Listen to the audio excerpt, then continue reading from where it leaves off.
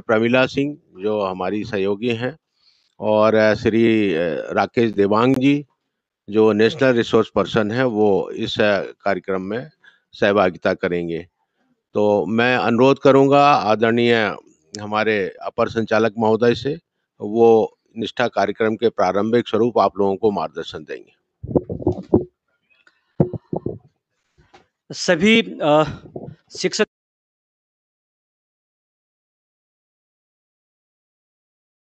BRC, CSC और हमारे diet principal, DPC और ऑफिसर्स भी इसमें जुड़े हुए होंगे। सबसे पहले तो प्रथम 3 मॉड्यूल जो हमारे निष्ठा के माध्यम से ऑनलाइन आप लोगों ने पूरा किया है, मैं बधाई देना चाहूँगा कि लगभग 80% शिक्षकों ने इन 3 मॉड्यूल को पूरा किया है। अब मॉड्यूल को पूरा करना एक बहुत अच्छी उपलब्धि माना जा सकता है, लेकिन इसमें हमें इस चीज़ का ध्यान रखना होगा कि हमारा जो प्रथम 3 मॉड्यूल है, उसमें विद्यालय का जो परिवेश है बहुत ही आनंददायी होना चाहिए। आनंददायी अगर होगा परिवेश तो निश्चित रूप से वो भयमुक्त होगा। अपने आप को हम सुरक्षित महसूस करेंगे बच्चे, और फिर समावेशी शिक्षा की भी हम बात कर सकते हैं। तो प्रथम 3 मॉड्यूल का यही मुख्य संदेश है कि हम किस स्वरूप में मॉडल को देखते हैं और हम इसको कक्षा तक कैसे ले जा सकेंगे। मूल जो भाव है निष्ठा ट्रेनिंग का वो तो यही है। अभी पिछले दिनों आपने सीएम राइज कोर्स को भी बहुत बखूबी बहुत अच्छी तरीके से पूरा किया है, लेकिन ये भारत शासन एनसीईआरटी का जो मॉड्यूल है पूरे देश में इसी मॉड्यूल पर ट्रेनिंग दी जा रही है। तो निश्चित रूप से प्रथम 3 मॉड्यूल के ऊपर आज संवाद और चर्चा करने के लिए यह कार्यक्रम आयोजित किया गया। निश्चित रूप से आप सभी लोग पुनः बधाई के पात्र हैं कि प्रथम जो 3 मॉड्यूल थे वो समावेशी शिक्षा, स्वास्थ्य और विद्यालयीन परिवेश को लेकर था। जैसे मैंने अभी आपको बताया भी है कि इन तीनों का मुख्य भाव, मुख्य संदेश क्या है। निश्चित रूप से हमारे टीचर को बहुत ज़्यादा बताने की आवश्यकता नहीं है, वो थोड़े में समझने वाले हैं, वो तो गागर में सागर भरने वाले जैसे होते हैं। ऐसे हम आशावादी सोच के साथ जो मॉड्यूल पूरे हम कर रहे हैं, आप लोगों ने किया है, वो उसके लिए हम उम्मीद करते हैं कि ये जो कुछ भी आपने सीखा, इससे आपकी समझ बढ़ेगी, बच्चों की समझ बढ़ेगी और इसके आधार पर से पेरेंट्स का झुकाव भी गवर्नमेंट स्कूल की तरफ निश्चित रूप से बेहतर हो सकेगा। तो मैं केवल इतना ही कहना चाहूँगा कि प्रथम 3 मॉड्यूल में जो कुछ भी आपने सीखा है, उसको आवश्यकता है कि हम कक्षा स्तर तक उसको हम कैसे ट्रांज़िट करें। वो तीनों पार्ट आपको मैंने बता दिया है, चाहे बच्चे की बात हो, अभिभावकों की बात भी इसमें आएगी, क्योंकि जो विषय ऐसे हैं कि उनका सपोर्ट भी ज़रूरत होगी और उनको कहीं न कहीं आपको समन्वय करने की आवश्यकता होगी। जब हम परिवेश की बात करते हैं तो पालक, बालक और सोसाइटी तीनों इसमें समावेशित हो जाते हैं। तो इस को ध्यान में रखते हुए मुझे लगता है कि आप बेहतर तरीके से कक्षा तक जब भी स्कूल ओपन होगा, तब उसको ले जाने की स्थिति में होंगे। मैं यहाँ पर ये भी अनुरोध करना चाहूँगा कि जो कुछ भी सीखा आपने, मोटी-मोटी चीज़ें निश्चित रूप से आपने अपनी डायरी में नोट की होगी।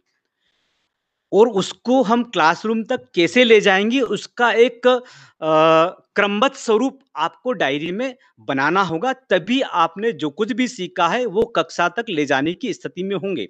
हम जानते हैं कि प्रथम 3 मॉड्यूल है, जेनेरिक टाइप के, जैसे मैंने प्रारंभ में ही आपको बताया है कि वो भी हमारे लिए बहुत ही महत्वपूर्ण है। हेल्दी एटमॉस्फेयर अगर हम क्रिएट करने की स्थिति में आ गए, बच्चे भयमुक्त वातावरण महसूस करें, अपने आप को सुरक्षित महसूस करेंगे, तो निश्चित रूप से आपके कहे अनुसार बच्चे उस मॉडल को करने की स्थिति में होंगे। तो मैं हमारी पूरी टीम यहाँ पर बैठी हुई संवाद करने के लिए, सब्जेक्ट के एक्सपर्ट भी हैं। जैसे कि आपने कहा कि डनायक जी यहाँ पर है, डॉक्टर अशोक पारीक है, पाठ्यचर्या के नियंत्रक है, डनायक जी, सचिन आशापुरे हैं और पूरी टीम है, उस्मान जी हैं और हमारी पूरी टीम यहाँ पर बैठी हुई लगातार आपसे संवाद करेंगी। जैसे मैंने कहा कि प्रथम 3 मॉड्यूल का उद्देश्य बहुत अपने आप में स्पष्ट है, तो मैं आगे की बात रखने के लिए अ, सचिन जी और सचिन जी, डनायत अतुल सर। डनायक है और हमारे बीच पारिक जी भी हैं। वो आगे की बात क्रमशः रखेंगे, चूँकि इन्होंने तीनों मॉड्यूल का अध्ययन किया हुआ है, इन्होंने जॉइन किया हुआ है। मोटी-मोटी चीज़ें आपके समक्ष मैंने प्रस्तुत की हैं, वो हमारे लिए बहुत ही महत्वपूर्ण है, उसको ध्यान में रखते हुए अपनी कार्य योजना को आप हकीकत रूप में अंजाम देने का प्रयास करेंगे। सबको धन्यवाद। ओके डनायत सर और सचिन जी मेरी समझ से मॉड्यूल 1, 2, 3 पर प्रारंभ करेंगे और बीच में हमारे नेशनल एक्सपर्ट जो हैं देवांग जी, वो अपने कमेंट्स भी देंगे। आदरणीय सर।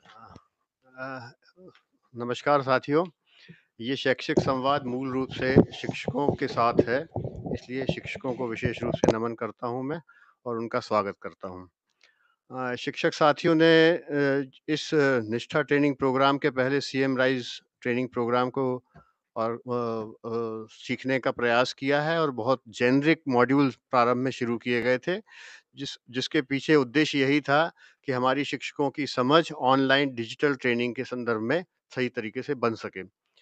और आपकी ये जो सीखने की यात्रा थी, जो मई माह से शुरू हुई थी और इन 3-4 माहों में जो आपने सीएम राइज़ के माध्यम से सीखा था, उसका प्रतिफल हमको ये मिला है कि निष्ठा ट्रेनिंग प्रोग्राम जब नेशनल लेवल का प्रोग्राम अपलोड किया गया दीक्षा पोर्टल पर, तो आपको इस कार्य को करने में कोई ज़्यादा बाधाएँ नहीं आई और मध्य प्रदेश की प्रस्तुति टॉप लेवल पर रही पूरे देश में। जैसा कि आपने विभिन्न ग्रुप्स में भी देखा कि मध्य प्रदेश की कंप्लीशन रेट सबसे अच्छा रहा है। कुछ तकनीकी परेशानियाँ आई हैं, आप लोगों ने अपने प्रोग्रामर्स के माध्यम से उसको ग्रुप में भी डाला है और तकनीकी विशेषज्ञों ने हमको इसमें सहयोग किया है और समाधान किया है। अब जो इसका एकेडमिक पार्ट है, आज संयोग से हमारे साथ विशेषज्ञ भी हैं और पाठ्यक्रम शाखा से पारिक साहब भी हैं, तो हमको लगातार उनका मार्गदर्शन मिलता रहा है पिछले प्रोग्राम्स में भी, तो आप लोगों को वो सहयोग लगातार आगे भी मिलता रहेगा। क्योंकि मुख्य उद्देश्य यही है कि जो पाठ्य पुस्तकें हैं, जो बच्चों के साथ संवाद है शिक्षकों का, उसकी समझ पाठ्य पुस्तकों की भावना के अनुरूप पहुँचना चाहिए और जो पाठ्य पुस्तकों में अपेक्षा की गई है, शिक्षक किस तरह से गतिविधियों को संचालित करेंगे बच्चों के साथ, वो समझ बन सके, ये मुख्य उद्देश्य है। अब मैं प्रेज़ेंटेशन के संदर्भ में बात करता हूँ, जो आपको स्क्रीन पर दिखाई दे रहा है। इसमें मुख्य रूप से ये कहा गया है कि जो प्रारंभिक, जैसा सर ने भी कहा कि प्रारंभिक रूप से ये जेनेरिक मॉड्यूल एनसीईआरटी ने शेयर किए थे आपके साथ, जिससे कि शिक्षकों की एक सामान्य समझ शिक्षा के वातावरण के संदर्भ में, नई राष्ट्रीय शिक्षा नीति के संदर्भ में, समावेशी शिक्षा के संदर्भ में सही तरीके से बन सके और फिर ये यात्रा इस तरह से शुरू होगी क्रमिक रूप से मॉड्यूल वाइज़ मॉड्यूल, जिससे कि शिक्षक अपने आप को सक्षम पा सकेंगे बच्चों के साथ सही तरीके से काम करने में। जैसा अभी बार-बार ये बात कही जाती है कि जब से शिक्षा का अधिकार अधिनियम आया है, उसमें बार-बार इस बात को जोर दिया गया है और ये राष्ट्रीय नीति बनी है कि बच्चों को शिक्षा देने का मतलब है कि एक ऐसा वातावरण निर्मित करना जो भयमुक्त हो, आनंददायी हो, सुरक्षित हो और इंक्लूज़न उसमें शामिल हो।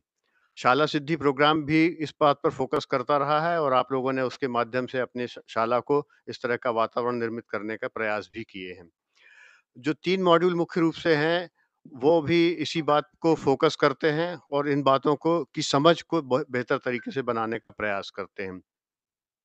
इनमें मुख्य रूप से जो संदेश दिए गए हैं, वो ये संदेश भी यही है कि हम किस तरह से ऐसा वातावरण बनाएँ कि सभी बच्चे इंक्लूड हो पाएँ।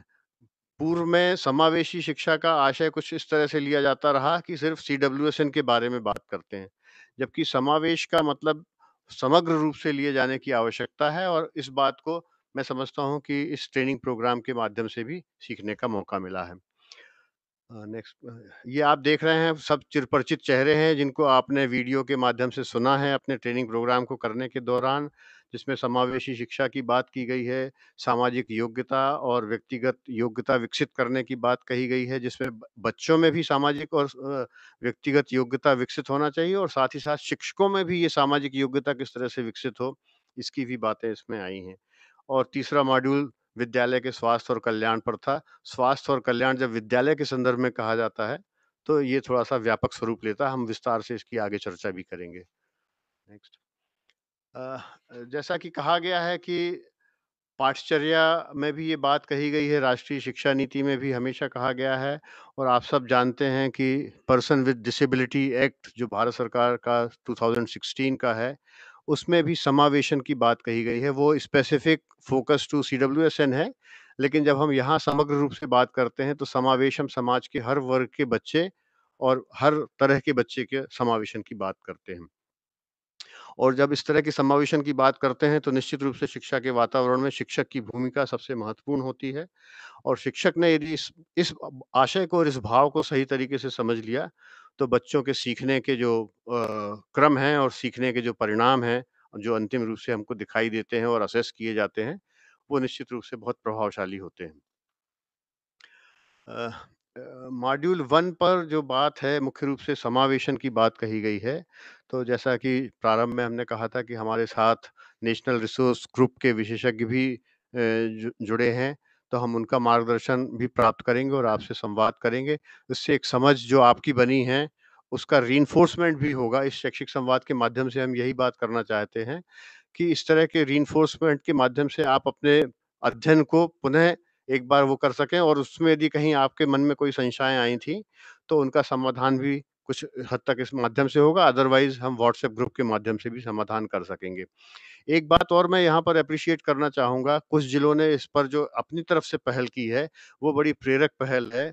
एक उदाहरण है जबलपुर जिले का जिसमें एक बीएसई ने यूट्यूब के माध्यम से ही एक ग्रुप डिस्कशन रखा और अपने साथी शिक्षकों को जोड़ते हुए उनके साथ संवाद किया और उनसे जो शिक्षक का संवाद है, उसमें एक्सप्लेनेशन किए गए हैं।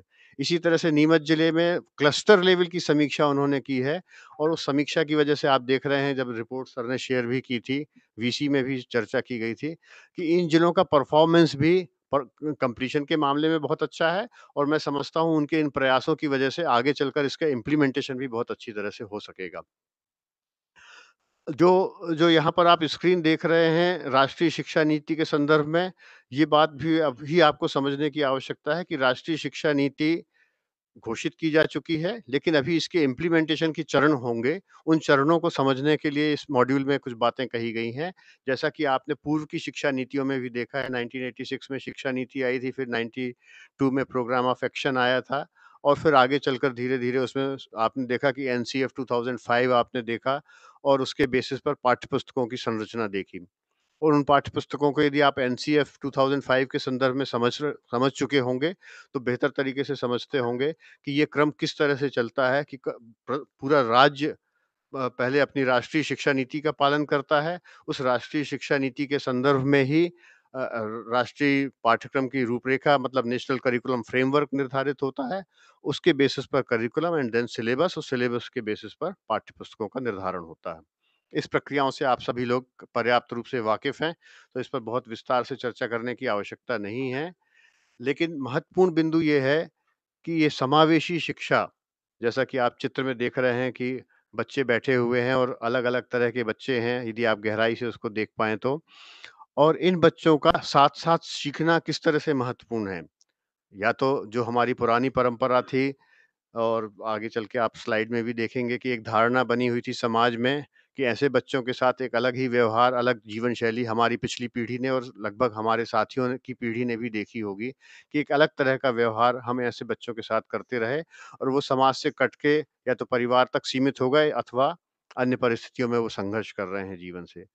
और वो जो वर्तमान परिस्थितियाँ हैं, जो वर्तमान परिवेश है, वो हमको सिखाता है और शोध सिखाते हैं कि यदि हम बच्चों को ऐसा वातावरण दे सकें, हमारे शिक्षक साथी अपनी कक्षाओं में इस बात को समझ सकें, तो एक शिक्षा के सीखने की जो यात्रा है बच्चे की, वो एक अलग तरह की यात्रा होती है।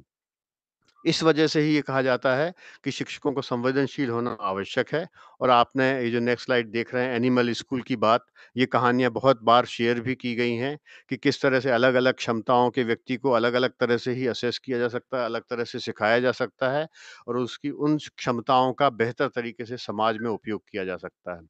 इस बात को आपने बहुत अच्छी तरह से सीखा होगा इस मॉड्यूल को पढ़ने के दौरान और जब आप इसको पढ़ते हैं तो फिर क्रियान्वयन की तरफ भी प्रेरणा मिलती है कि किस तरह से हम इसको अलग-अलग बच्चों की क्षमताओं को अलग-अलग तरह से समझ सकते हैं और उस क्षमताओं के अनुसार उनकी आवश्यकताओं को पहचान सकते हैं। क्योंकि पहले तो स्ट्रेंथ समझना होगी और उस स्ट्रेंथ के आधार पर ही हम उनको सपोर्ट देंगे तो वो बेहतर तरीके से कर सकते हैं। इस संबंध में मैं समझता हूँ कि देवांग जी बेहतर तरीके से इस पर कुछ प्रकाश डालेंगे तो और भी फायदा हम सबको होगा। जैसा साथियों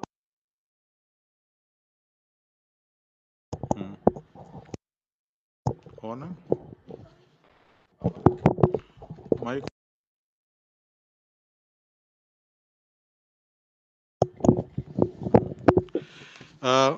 साथियों, मॉड्यूल क्रमांक 1 जो हमने पाठ्यचर्या और समावेशी शिक्षा हमने पूर्ण किया है, उसमें इस बात का विशेष तौर पे जो ध्यान दिया गया है, विशेष तौर पे इस बात का ध्यान दिया गया है कि समावेश का तात्पर्य केवल CWSN बच्चों को कक्षा में समावेश करना नहीं है।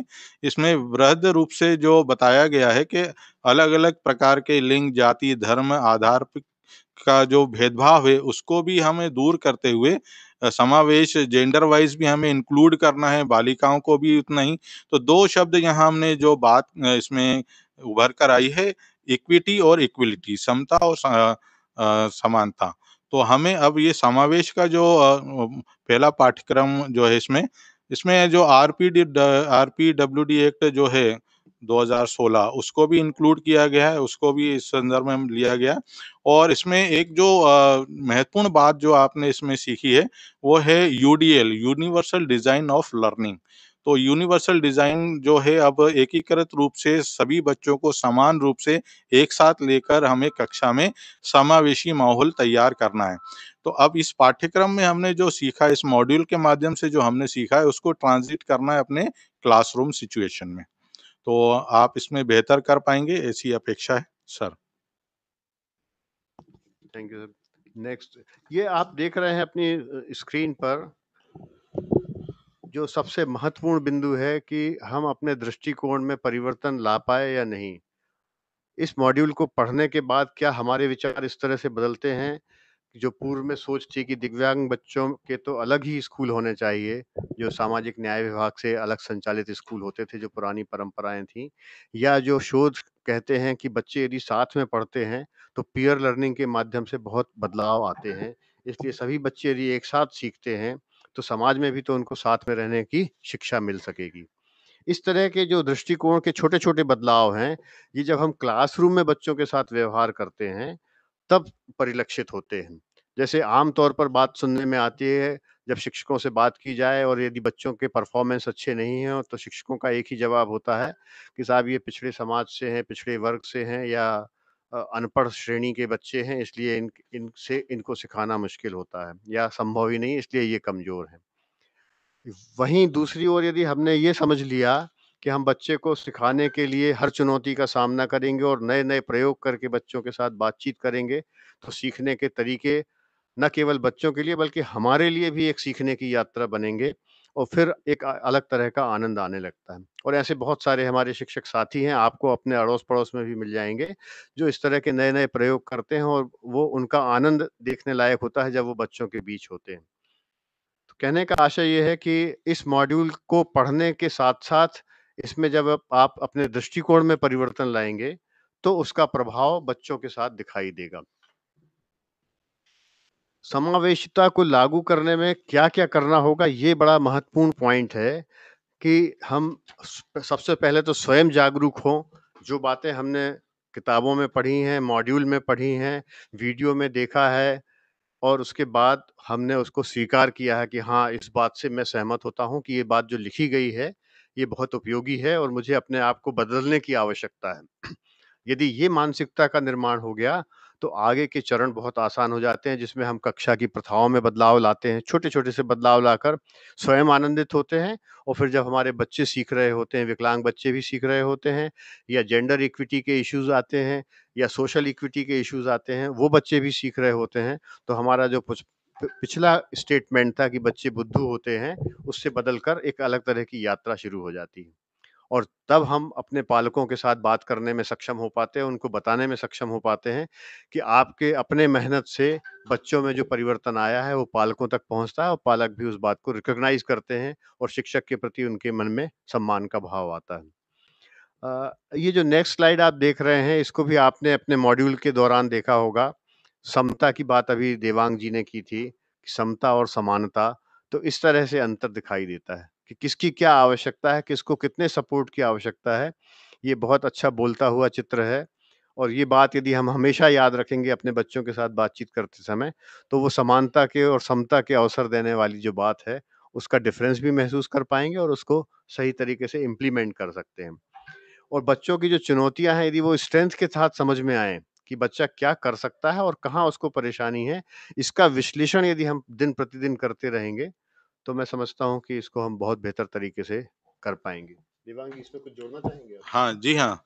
इसमें अब हमें ये देखना होगा कि ये जो पिक्चर अभी आपने देखा इस स्लाइड में, तो अब हमें बच्चों को समान रूप से कक्षा में समान रूप से जो उन्हें अवसर उपलब्ध कराना है और अवसर उपलब्ध कराने के साथ-साथ हमें इसमें उनके विकास के लिए उन्हें आत्म जागरूकता की ओर भी हमें ध्यान देना है और इसके साथ जो ये आप देख रहे हैं इसमें हमारी कक्षाओं में समावेशी शिक्षा का क्रियान्वयन किस प्रकार हो। तो क्रियान्वयन के लिए अब हमें सभी बच्चों को इंक्लूड करना है, सभी बच्चों को शामिल करना है। कोई भी बच्चा छूटे नहीं, किसी भी प्रकार के आधार पर किसी भी प्रकार का भेदभाव कक्षा में ना हो। दूसरा फिर हमें जो काम करना है, प्रभावी संवाद बहुत ज़रूरी है। प्रभावी संवाद करें, बच्चों के साथ बातचीत करें, उनसे बिल्कुल फ़ेस टू फ़ेस आपका जो संपर्क हो उनसे आपका हो और फिर इन चीज़ों को आप क्लासरूम में कक्षा प्रबंधन में किस प्रकार लागू करेंगे। जैसे कि CWSN के बारे में अगर हम डिसेबिलिटी वाइज़ भी अगर हम देखते हैं, तो आप जानते ही हैं कि जैसे जो हियरिंग इम्पेयर्ड बच्चे हैं, जो जिनमें श्रवण क्षमता कम है, तो उन बच्चों को हमें फर्स्ट रो में आगे बिठाना है ताकि वो फेस रीडिंग कर सकें। तो इसी तरह का जो क्लासरूम में आप रोटेट करते हैं बच्चों को, तो इन बच्चों को विशेष स्थान कक्षा में देना है, क्लासरूम मैनेजमेंट हमें करना है। अब ये जो पाठ्यक्रम है हमारा, इस पाठ्यक्रम को भी आप इन बच्चों के हिसाब से आपको एडॉप्ट करना है, करिकुलम एडॉप्टेशन हमें करना है। तो समावेशी जब हम कदम उठाते हैं, इनका क्रियान्वयन करते हैं, तो सभी बच्चे शामिल हों और इन बच्चों के साथ हम प्रभावी संवाद हमारा बना रहे, कम्युनिकेशन जो है आप इफ़ेक्टिव कम्युनिकेशन करें, क्लासरूम मैनेजमेंट करें, जो करिकुलम है उसको एडॉप्ट करें। जैसे जो पाठ्य पुस्तकें हैं आप देख रहे हैं एनसीईआरटी की पुस्तकें जो हैं उसमें काफ़ी सारी चीज़ें अब इंक्लूड हो गई हैं, पिक्चर्स, कलर्स, फ़ोटोग्राफ्स आए हैं। आप अपनी हिसाब से भी जैसे अभी कोविड सिचुएशन का भी हम इसमें रेफ़रेंस लेते हैं, तो 40-60 का जो पाठ्यक्रम पुनर्नियोजन किया गया है।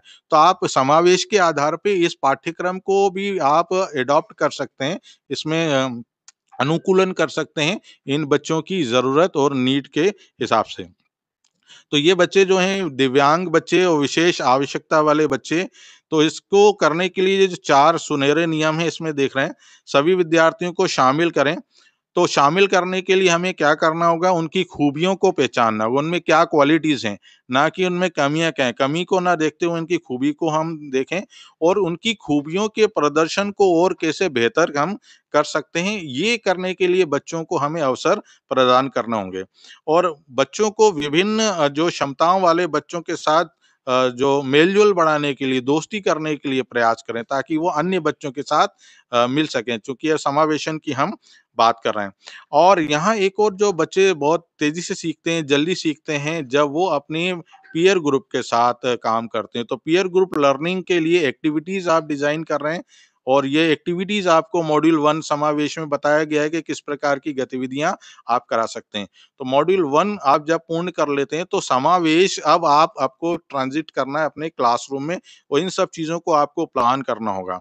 अब दूसरा है कि संवाद किस प्रकार करें, विभिन्न माध्यमों से प्रभावी संवाद करना है।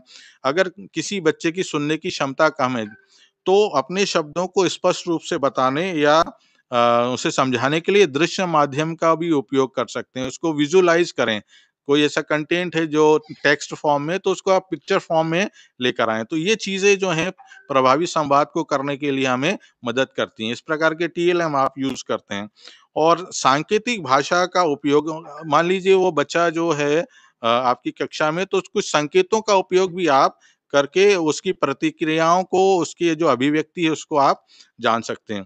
पीयर ग्रुप लर्निंग में जो हाथ से की जाने वाली गतिविधियाँ हैं, मौखिक और लिखित अभ्यास जो हैं, बच्चे आपस में जैसे आजकल आप करा ही रहे हैं, जो कॉपी चेकिंग का काम है, बच्चे लिख रहे हैं, तो वो एक-दूसरे की जो होमवर्क है उसको शेयर करें, आपस में बातचीत करें, चेक करें। तो इस प्रकार बच्चों को समावेश करते हुए एक-दूसरे के सहयोग से संवाद करके और इंक्लूड करके ये जो हमारा जो कॉन्सेप्ट है इस मॉड्यूल का, कि अब हमें समावेशन की ओर बढ़ना है। पहले यही अवधारणा थी कि समावेश means inclusive education for CWSN, but अब इस मॉड्यूल से आपको ये और स्पष्ट हो चुका है कि समावेश जो एक वृद्ध, एक व्यापक अवधारणा है और इस अवधारणा को हम सभी ने इस मॉड्यूल के माध्यम से बेहतर तरीके से समझा है। जी। बहुत धन्यवाद देवांग जी। बहुत व्यवस्थित तरीके से आपने अपने अनुभव के आधार पर इस बात को शेयर किया है कि हमारे शिक्षक साथी किस तरह से बच्चों के साथ संवाद की प्रक्रिया को, कक्षा प्रबंधन को व्यवस्थित कर सकते हैं। और ये छोटे-छोटे इनपुट जब आप देते हैं, तो बच्चों के साथ आपका जो लगाव बनता है और बच्चों की समस्याओं को समझना और उनकी क्षमताओं को समझना आप सीख पाते हैं। यहाँ समावेशन से आशय, जैसा कि हमारे प्रदेश में अलग-अलग क्षेत्रों में अलग-अलग तरह की चुनौतियाँ हैं। ट्राइबल बेल्ट में जाएँगे तो ट्राइबल बच्चों के संकोच और उनके जो संवाद की परेशानियाँ हैं, वो एक अलग तरह की चुनौतियाँ हैं। कुछ इलाके ऐसे हैं जहाँ पर लड़कियों के लिए विशेष चुनौतियाँ हैं। वहाँ शिक्षक साथियों को उन लड़कियों की संवेदनशीलता को समझना होगा और उनके साथ सही तरीके से संवाद करके विद्यालय से जोड़ने की आवश्यकता होगी। और जब एक बार ऐसी छात्राएँ विद्यालय से जुड़ती हैं, तो उनके सीखने की गति का प्रभाव अलग तरह का दिखाई देता है।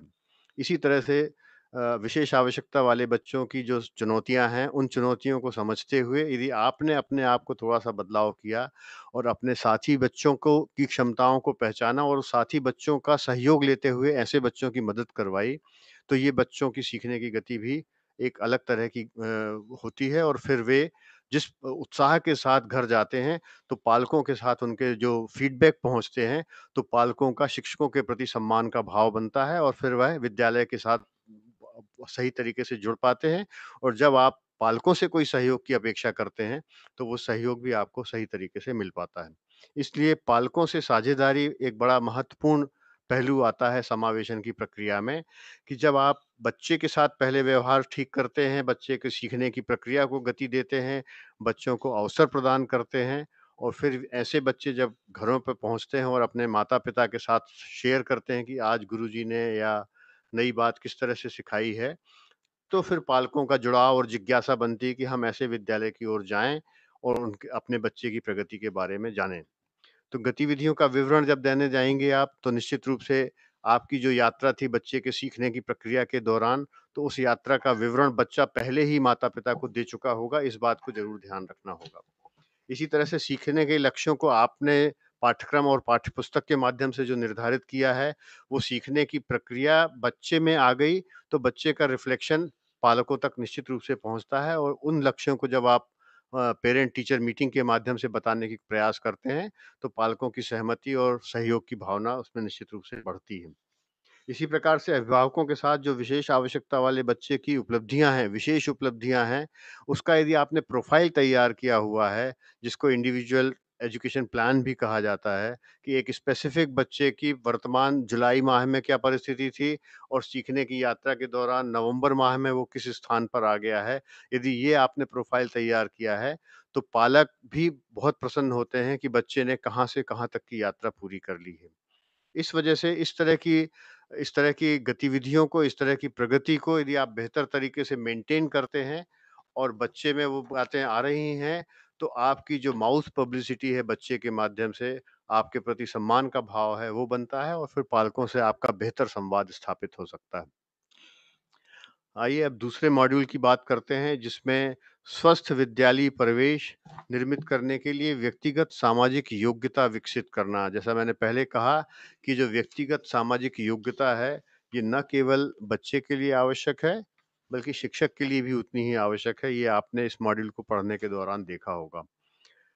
व्यक्तिगत सामाजिक योग्यताओं को समझना और उनका पोषण करना और फिर उसको सकारात्मक भाव के साथ कक्षा के वातावरण में सामाजिक योग्यता की दृष्टिकोण से लेकर जाना, ये अपने आप में बहुत ही इंटरेस्टिंग जर्नी होगी, क्योंकि जब आप परिप्रेक्ष्य लेने की समक्ष बना लेते हैं, व्यक्तिगत सामाजिक गुण की जो बात आप बच्चों से अपेक्षा करते हैं, तो ऐसा कहा जाता है कि हम सुधरेंगे, युग सुधरेगा। तो सबसे पहले हम शिक्षक के रूप में वो गुण विकसित करके और उसको इम्प्लीमेंट करते हैं क्लासरूम प्रोसेस में, तो निश्चित रूप से बच्चे उसको फॉलो करते हैं, देखते हैं और देखने के बाद उसका अनुपालन करने में उनको कोई कठिनाई नहीं आती।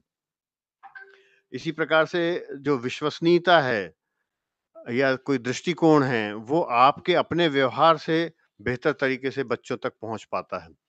ये चित्र आप बहुत बेहतर समझ के साथ देख पा रहे होंगे कि सामाजिक और सांस्कृतिक पृष्ठभूमि के बावजूद जो विभिन्न तरह की है, लेकिन जब विद्यालयीन वातावरण में आते हैं, तो किस तरह से एक लक्ष्य के लिए ये सारे बच्चे, यदि आप उसको उस एंगल से देख रहे हैं, तो बीच में फुटबॉल है और सारे बच्चे एकजुट हैं, तो किस तरह से वो लक्ष्य दिखाई दे रहा है कि ये सारे बच्चे उस लक्ष्य को प्राप्त करने के लिए कितने संवेदनशीलता के साथ और टीम वर्क के साथ जुड़ सकते हैं। और शिक्षकों द्वारा उन्हें जो प्रयोग करते हुए दिखाए जाएँगे, वही बच्चों के पर्सनैलिटी में, उनके बिहेवियर में, उनके सोशल कल्चर में रिफ्लेक्ट होना शुरू हो जाता है। इसलिए मैं बार-बार इस बात को ज़ोर दे रहा हूँ कि यह केवल बच्चों के लिए नहीं, बल्कि शिक्षकों के लिए भी अपने निजी ज़िंदगी में भी सामाजिक और योग्यता को समझने के लिए बहुत ही उपयोगी है। व्यक्तिगत सामाजिक योग्यताओं को समझने की दृष्टि से कुछ बहुत कहने की आवश्यकता नहीं है, लेकिन सामाजिक जीवन में स्वस्थ और प्रभावी संबंधों को समझने में इस तरह की गतिविधियाँ और व्यक्तिगत गुण बहुत मददगार होते हैं। इसी तरह से इन गुणों को पोषित करने से स्कूल और कक्षा में एक स्वस्थ और सुरक्षित वातावरण निर्मित होगा। वो जो वातावरण निर्मित आप विद्यालय में कर रहे हैं, अपने व्यवहार से कर रहे हैं, अपनी समझ के साथ कर रहे हैं, उसका प्रभाव बच्चे के जीवन में जीवन पर्यंत रहता है। ये बात कहने की आवश्यकता नहीं, आपने अपने स्वयं के अनुभवों से भी बहुत सीखा होगा। देवांग जी, जी, इसमें आप जी। जोड़ें। ये जो मॉड्यूल है, मॉड्यूल नंबर 2, इसमें हम अ, काम कर चुके हैं। एक स्वस्थ विद्यालय जो वातावरण है उसमें उसको बनाने के लिए व्यक्तिगत सामाजिक योग्यता का विकास। जैसे सर ने कहा कि ये जो शिक्षकों के लिए भी उतना ही महत्वपूर्ण मॉड्यूल रहा और अब इन गुणों को, व्यक्तिगत और सामाजिक गुणों को हमें बच्चों तक हस्तांतरित करना है। तो क्लासरूम तक लेके जाना है, बच्चों तक ये चीज़ें। तो कौन-कौन से गुण हैं जो हमने इसमें स्टडी किया था? जैसे संवेदनशीलता, हमें सेंसिटिव होना है। और सेंसिटिव होना है तो सेंसिटिविटी हमें अपने अंदर भी विकसित करना है। हम ये मॉड्यूल के माध्यम से समझ चुके हैं, कर रहे हैं। अब हमें ये सेंसिटिविटी बच्चों तक लेके जाना है और जो केयरिंग है, जो केयरिंग एटीट्यूड है, इस मॉड्यूल के माध्यम से हमने समझा है। दूसरा है विश्वसनीयता। हम कितने विश्वसनीय हैं, दूसरा हम पर कितना विश्वास कर पाते हैं और बच्चों को हम किस प्रकार ये इस गुण को जो है बच्चों तक हम ले जा पाएँ कि बच्चों में विश्वास, आजकल विश्वास की जो भावना है, बच्चे कक्षा में एक-दूसरे पर विश्वास कर सकें और इसके अलावा जो स्वयं और दूसरों के प्रति सकारात्मक सोच रखना। तो पॉजिटिव एटीट्यूड जो है इस मॉड्यूल में हमने सीखा, कैसे हम एक-दूसरे जो इसमें जो दिया गया था कि एक कक्षा में शिक्षिका हैं, वो कुछ अपना राइटिंग वर्क कर रही हैं, उनका पेन जो है रन आउट ऑफ इंक हो जाता है, स्याही खत्म हो जाती है, फिर दूसरी शिक्षिका। तो हमें जो सोच है, अपने जो पॉजिटिव एटीट्यूड है, सकारात्मक सोच है, उसको लेके जाना है और बच्चों में भी जो पॉजिटिविटी हमें इसमें करना है और दूसरा समानुभूति, इसमें भी हमने काम किया है इस मॉड्यूल में। तो यहाँ हम ये बात करना चाहेंगे कि ये जो मॉड्यूल रहा है, जो स्वयं के विकास के लिए भी, आपके विकास के लिए भी उतना ही महत्वपूर्ण है और अब इन गुणों को, जो व्यक्तिगत गुण हैं और जो सामाजिक गुण हैं, इनको बच्चों तक हमें हस्तांतरित करना है। एक शिक्षक के रूप में हमें स्वयं के जो पूर्वाग्रहों पर चिंतन करना है, जो हमारा प्रेडिक्शन है पहले, और हम अपने आप को और बेहतर कैसे जान सकें, अपने आप को बेहतर जान सकें और अपने बच्चों के जो उनका जो व्यक्तिगत दृष्टिकोण है, उन उसको भी हमें समझना है। अब हमें बच्चों से और क्लोज़ हमें उनके पास पहुँचना होगा कि बच्चे किस तरह हमारे बारे में सोच रहे हैं और हम बच्चों के बारे में जब सोच रहे हैं, तो बच्चों के स्तर तक जाकर हमें सोचना होगा। अगला जो महत्वपूर्ण बिंदु है कि बच्चों को सुरक्षित और सम्मानित महसूस करने के लिए कक्षा में सकारात्मक वातावरण को बढ़ावा देना है। तो अब क्लास का जो माहौल है, कक्षा का जो वातावरण है, वो सकारात्मक कैसे हो सके? तो अब पहले क्या था और अब हमें शिक्षक का व्यवहार किस प्रकार होना चाहिए? तो बच्चों की भावनाएं सीखने और उसके प्रति उनके दृष्टिकोण में महत्वपूर्ण भूमिका निभाती हैं। तो इसमें शिक्षक का व्यवहार आपसे जो अपेक्षित है, शिक्षक को अपने बच्चों के साथ बातचीत में सतर्क और जागरूक होना चाहिए। तो बच्चे जब हमसे सीख रहे हैं तो हमें वॉच कर रहे हैं, वो हमें देख रहे हैं। तो हमें हमारा जो एटीट्यूड है, हमें वहाँ बहुत विजिलेंस होना पड़ेगा कि शिक्षक जो है एक बच्चों के लिए आदर्श हैं। तो बच्चों की भावना को भी हमें अपने ध्यान में रखना चाहिए। सकारात्मक भावनाएँ कौन-कौन सी हैं जिसको हमें बच्चों के अंदर विकसित करना है, जैसे खुशी, उत्साह आदि जो हैं उनकी प्रेरणा बढ़ाती हैं और उनके सीखने की अभिव्यक्ति को और सुविधाजनक बनाती हैं। अब इसमें हमसे जो अपेक्षित व्यवहार है वो ये है कि शिक्षकों को अपने बच्चों के साथ बातचीत में सहानुभूतिपूर्वक, प्रेरक, संवेदनशील और सकारात्मक होना चाहिए। तो ये जो गुण हैं बातचीत में सहानुभूतिपूर्ण, तो यही पर्सनल सोशल क्वालिटी है जो अब हमने सीख ली है और अब हमें बच्चों के साथ इसको इम्प्लीमेंट करना है। तो जितने मॉड्यूल हम करते जा रहे हैं उसका मकसद केवल शिक्षकों को ही प्रशिक्षित नहीं होना है, ये जाना कहाँ तक है? बच्चों तक। तो ये सारे गुण बच्चों तक आपको लेकर जाना है, उसमें हस्तांतरित करना है, ट्रांज़िट करना है। प्रेरक और संवेदनशील हम बात कर चुके हैं, पॉजिटिविटी की बात हो गई। भयमुक्त वातावरण, क्रोध, उदासी, अपराध बोध आदि जैसी नकारात्मक भावनाएं बच्चों को प्रेरणा से दूर करती हैं और उनकी शिक्षा में बाधा डालती हैं। तो इसमें कई बार बात हो चुकी है भय मुक्त एवं आनंददायी वातावरण। तो अब हम बच्चों को ऐसा वातावरण प्रदान करेंगे जिसमें किसी प्रकार का भय ना हो, ऐसा समावेशी वातावरण, ऐसा आनंददायी वातावरण। और बच्चों में ये जो चीजें हैं क्रोध, उदासी, इन चीज़ों को दूर करें। क्या करना होगा हमें? हमें जो नकारात्मक भाषा का इस्तेमाल नहीं करना है। ऐसा नहीं कर सकते हो, तुम नहीं कर पाओगे, रहने दो, तुमसे नहीं हो पाएगा। तो इस प्रकार का दंड या उपहास आदि का उपयोग करने से हमें बचना चाहिए। इस बात का हमें विशेष ध्यान रखें, इस मॉड्यूल में हमने सीखा है। अब क्लासरूम में हम किस प्रकार इन गुणों को पोषित करें, पोषण के अवसर किस प्रकार करें? तो सबसे पहले हमें जो काम करना होगा वो ये है कि बच्चों को अपनी भावनाओं को साझा करने के अवसर प्रदान करें। अब हमें मौके देने होंगे, उतना अपॉर्च्युनिटी देनी होगी कि वो अपनी बात बता सकें, बोल सकें। बच्चों को उनकी कक्षा के लिए मूल्यों पर चर्चा करने के लिए कहें।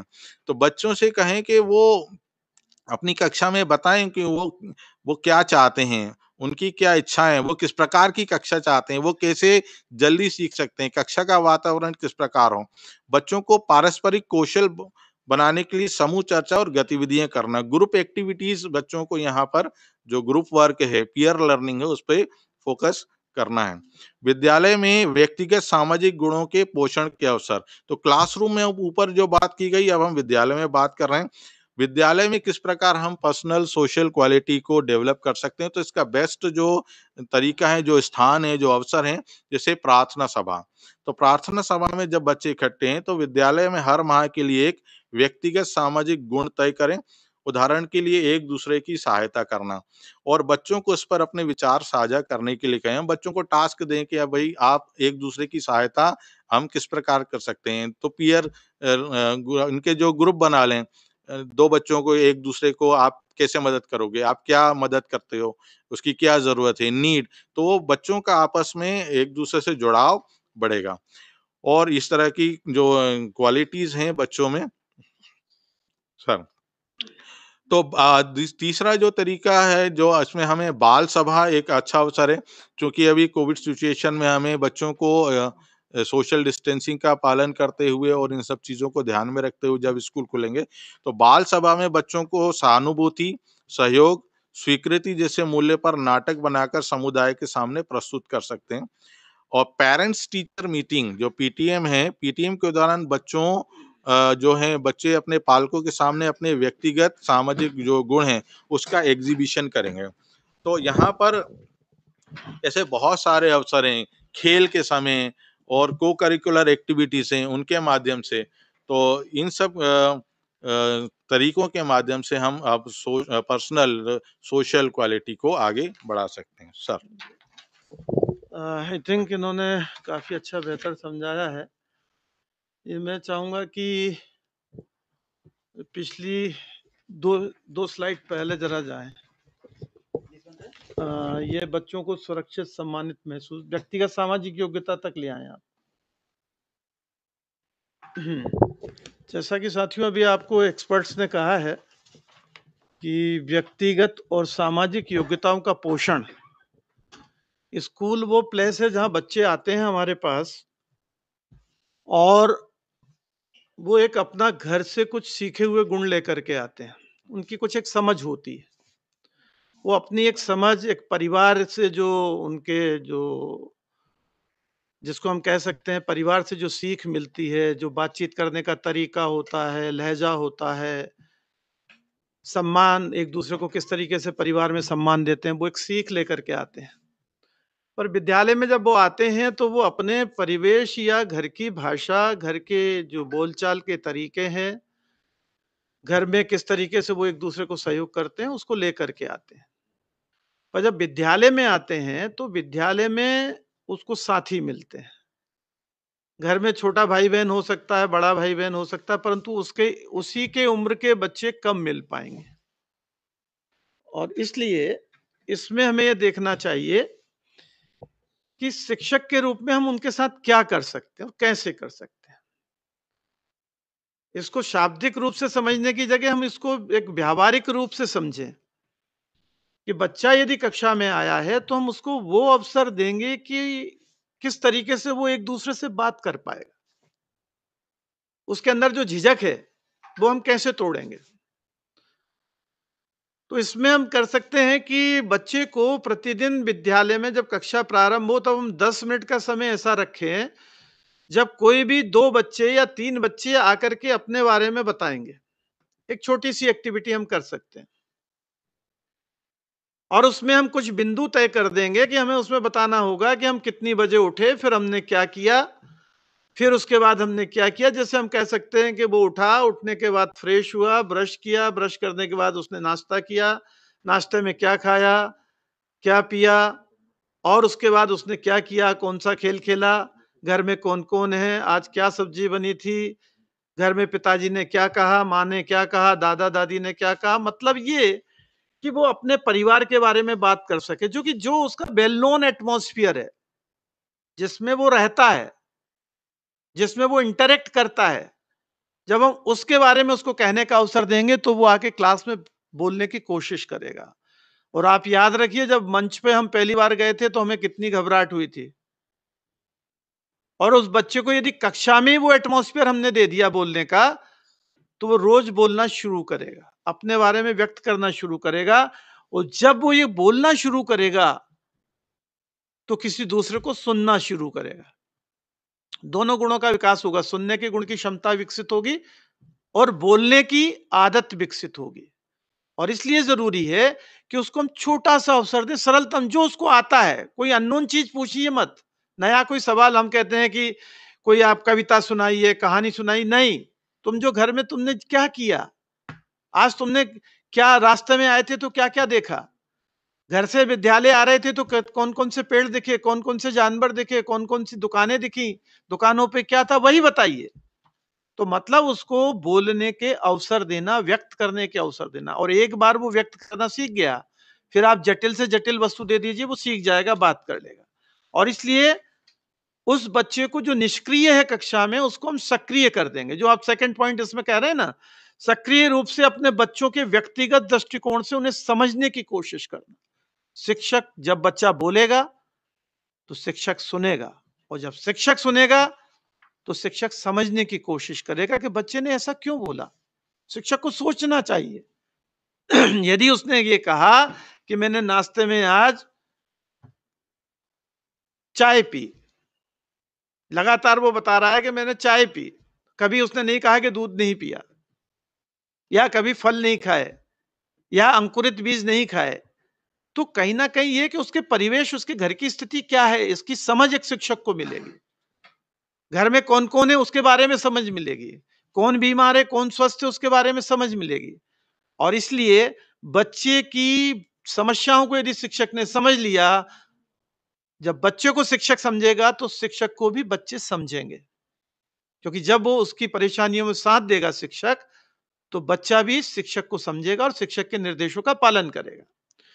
दूसरी चीज है कि बच्चों की भावना सीखने के प्रति उनके दृष्टिकोण की महत्वपूर्ण भूमिका निभाते हैं बच्चे। तो ये भावनाएं हम कैसे विकसित करें? बच्चा सीखता कब है? इन्होंने बहुत अच्छी बात की थी भय मुक्त वातावरण की। शाला सिद्धि में बहुत समझाया, बहुत चर्चा की। भय मुक्त का आशय क्या? भय मुक्त का आशय ये कि एक सहज वातावरण जिसमें कोई भी बच्चा उठ करके अपनी बात कह सके। जैसे कोई भी बच्चा अपनी मां से बात करने में जितना सहज होता है उतना सहज किसी के साथ नहीं होता। क्यों होता है? कि मां उसकी हर बात को सुनती है, समझती है। चाहे वो मां उसको डांटे, उसको पीटे, उसको कुछ भी करे, फिर भी वो बच्चा अपनी व्यथा मां से ही आके कहता है। उसका सबसे बड़ा रीजन है कि मां उसकी परेशानियों को समझती है कि इसको कब भूख लगी है, इसको क्या परेशानी है। मां अपने आप उसको समझ देती है, बच्चा नहीं कहता तो भी समझता। तो वो चीज शिक्षक के अंदर तब आएगी जब वो बच्चे के साथ संवाद करेगा, उसकी परेशानियों को समझेगा, उसके व्यक्तिगत गुणों की तारीफ करेगा, उसके अच्छे कार्य की तारीफ करेगा, और कोई गलत किया है तो उसको समझाएगा। और इसीलिए ये आवश्यक है कि उसको हम इस तरीके के सहानुभूति पूर्वक वातावरण में रखें और एक दूसरे के प्रति सहायता करने के लिए प्रेरित करना। इसके लिए जरूरी है कि जो कक्षागत प्रबंधन आप तैयार करेंगे, कक्षा का कोई भी काम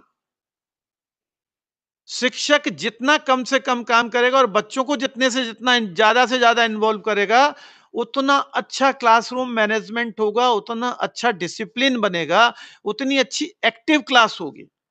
आप करके देखिए कि कक्षा की व्यवस्था, टाट पट्टी कौन बिछाएगा, चौक कौन लाएगा, डस्टर कौन लाएगा, कोई यदि आता है तो उसको नमस्कार कैसे करेंगे, कोई किसी को बुलाना है तो उसको कैसे संबोधित करेंगे, क्योंकि ये सिखाना पड़ता है। अपने पिताजी का नाम लेंगे तो कैसे बोलेंगे, उसके आगे श्री लगाएंगे या नहीं लगाएंगे, माँ का नाम है तो उसको कैसे संबोधित करेंगे, बड़े भाई है तो उसको कैसे संबोधित करेंगे, नगर का बुजुर्ग है तो कैसे संबोधित करेंगे। मतलब ये चीजें आप डे टू डे लाइफ में कक्षा के अंदर सिखा सकते हैं। और जब भयमुक्त वातावरण होगा तो क्रोध की बात ही नहीं होगी, फिर उदासी की बात नहीं होगी। और ये जरूरी है कि शिक्षक बच्चों से बीच बीच में हल्की फुल्की बात भी करे, उनको कुछ चुटकुला सुनाए, उनको कोई कहानी सुनाए, उनकी किसी बच्चे ने कोई अच्छी एक्टिविटी की है तो उसको थोड़ा सा शाबाशी दे। क्योंकि आप देखेंगे अच्छा शिक्षक वो होता है जो बच्चे ने छोटा सा भी काम अच्छा किया उसको कहता है शाबाश, वेरी गुड। और ये दो शब्द ऐसे होते हैं जो बच्चे को अगला काम करने के लिए जस्ट 2 टाइम 3 टाइम एनर्जी दे देते हैं। और इसलिए इसमें कंजूसी शिक्षक को नहीं करना चाहिए। और इसीलिए उसने कौन सा काम अच्छा किया, यदि किसी बच्चे ने स्कूल के अंदर कोई सामान पड़ा है और वो उठा के लाके शिक्षक को दे दिया, वो चाहता तो रख भी सकता था, किसी की पेंसिल मिल गई उसको, किसी का पेन मिल गया, किसी का कोई सामान गिर गया था वो मिल गया और उसने लाके दे दिया, और शिक्षक ने प्रेयर में यदि उस बच्चे को सम्मानित कर दिया, सम्मानित करने के लिए सर्टिफिकेट नहीं देना है, केवल मंच पे बुला के उसको हम ये कह दें कि आज इस बच्चे ने एक बहुत किसी बच्चे का सामान गिरा है वो उठा के लाके दिया, इस हमारे विद्यालय का ईमानदार बच्चा है, इसके लिए ताली बजाओ। मात्र इतना सा करना उसके उस गुण को पोषित करेगा, उसको लगेगा यार मैंने अच्छा काम किया, सबने मेरी तारीफ की। यदि किसी ने झगड़ा किया और वो आके मंच पे स्वीकार कर ले कि मैंने गलत किया था, मैं अब झगड़ा नहीं करूंगा, इसके साथ अच्छे से रहूंगा, मतलब वो क्षमा मांगना सीखता है, क्षमा करना सीखता है।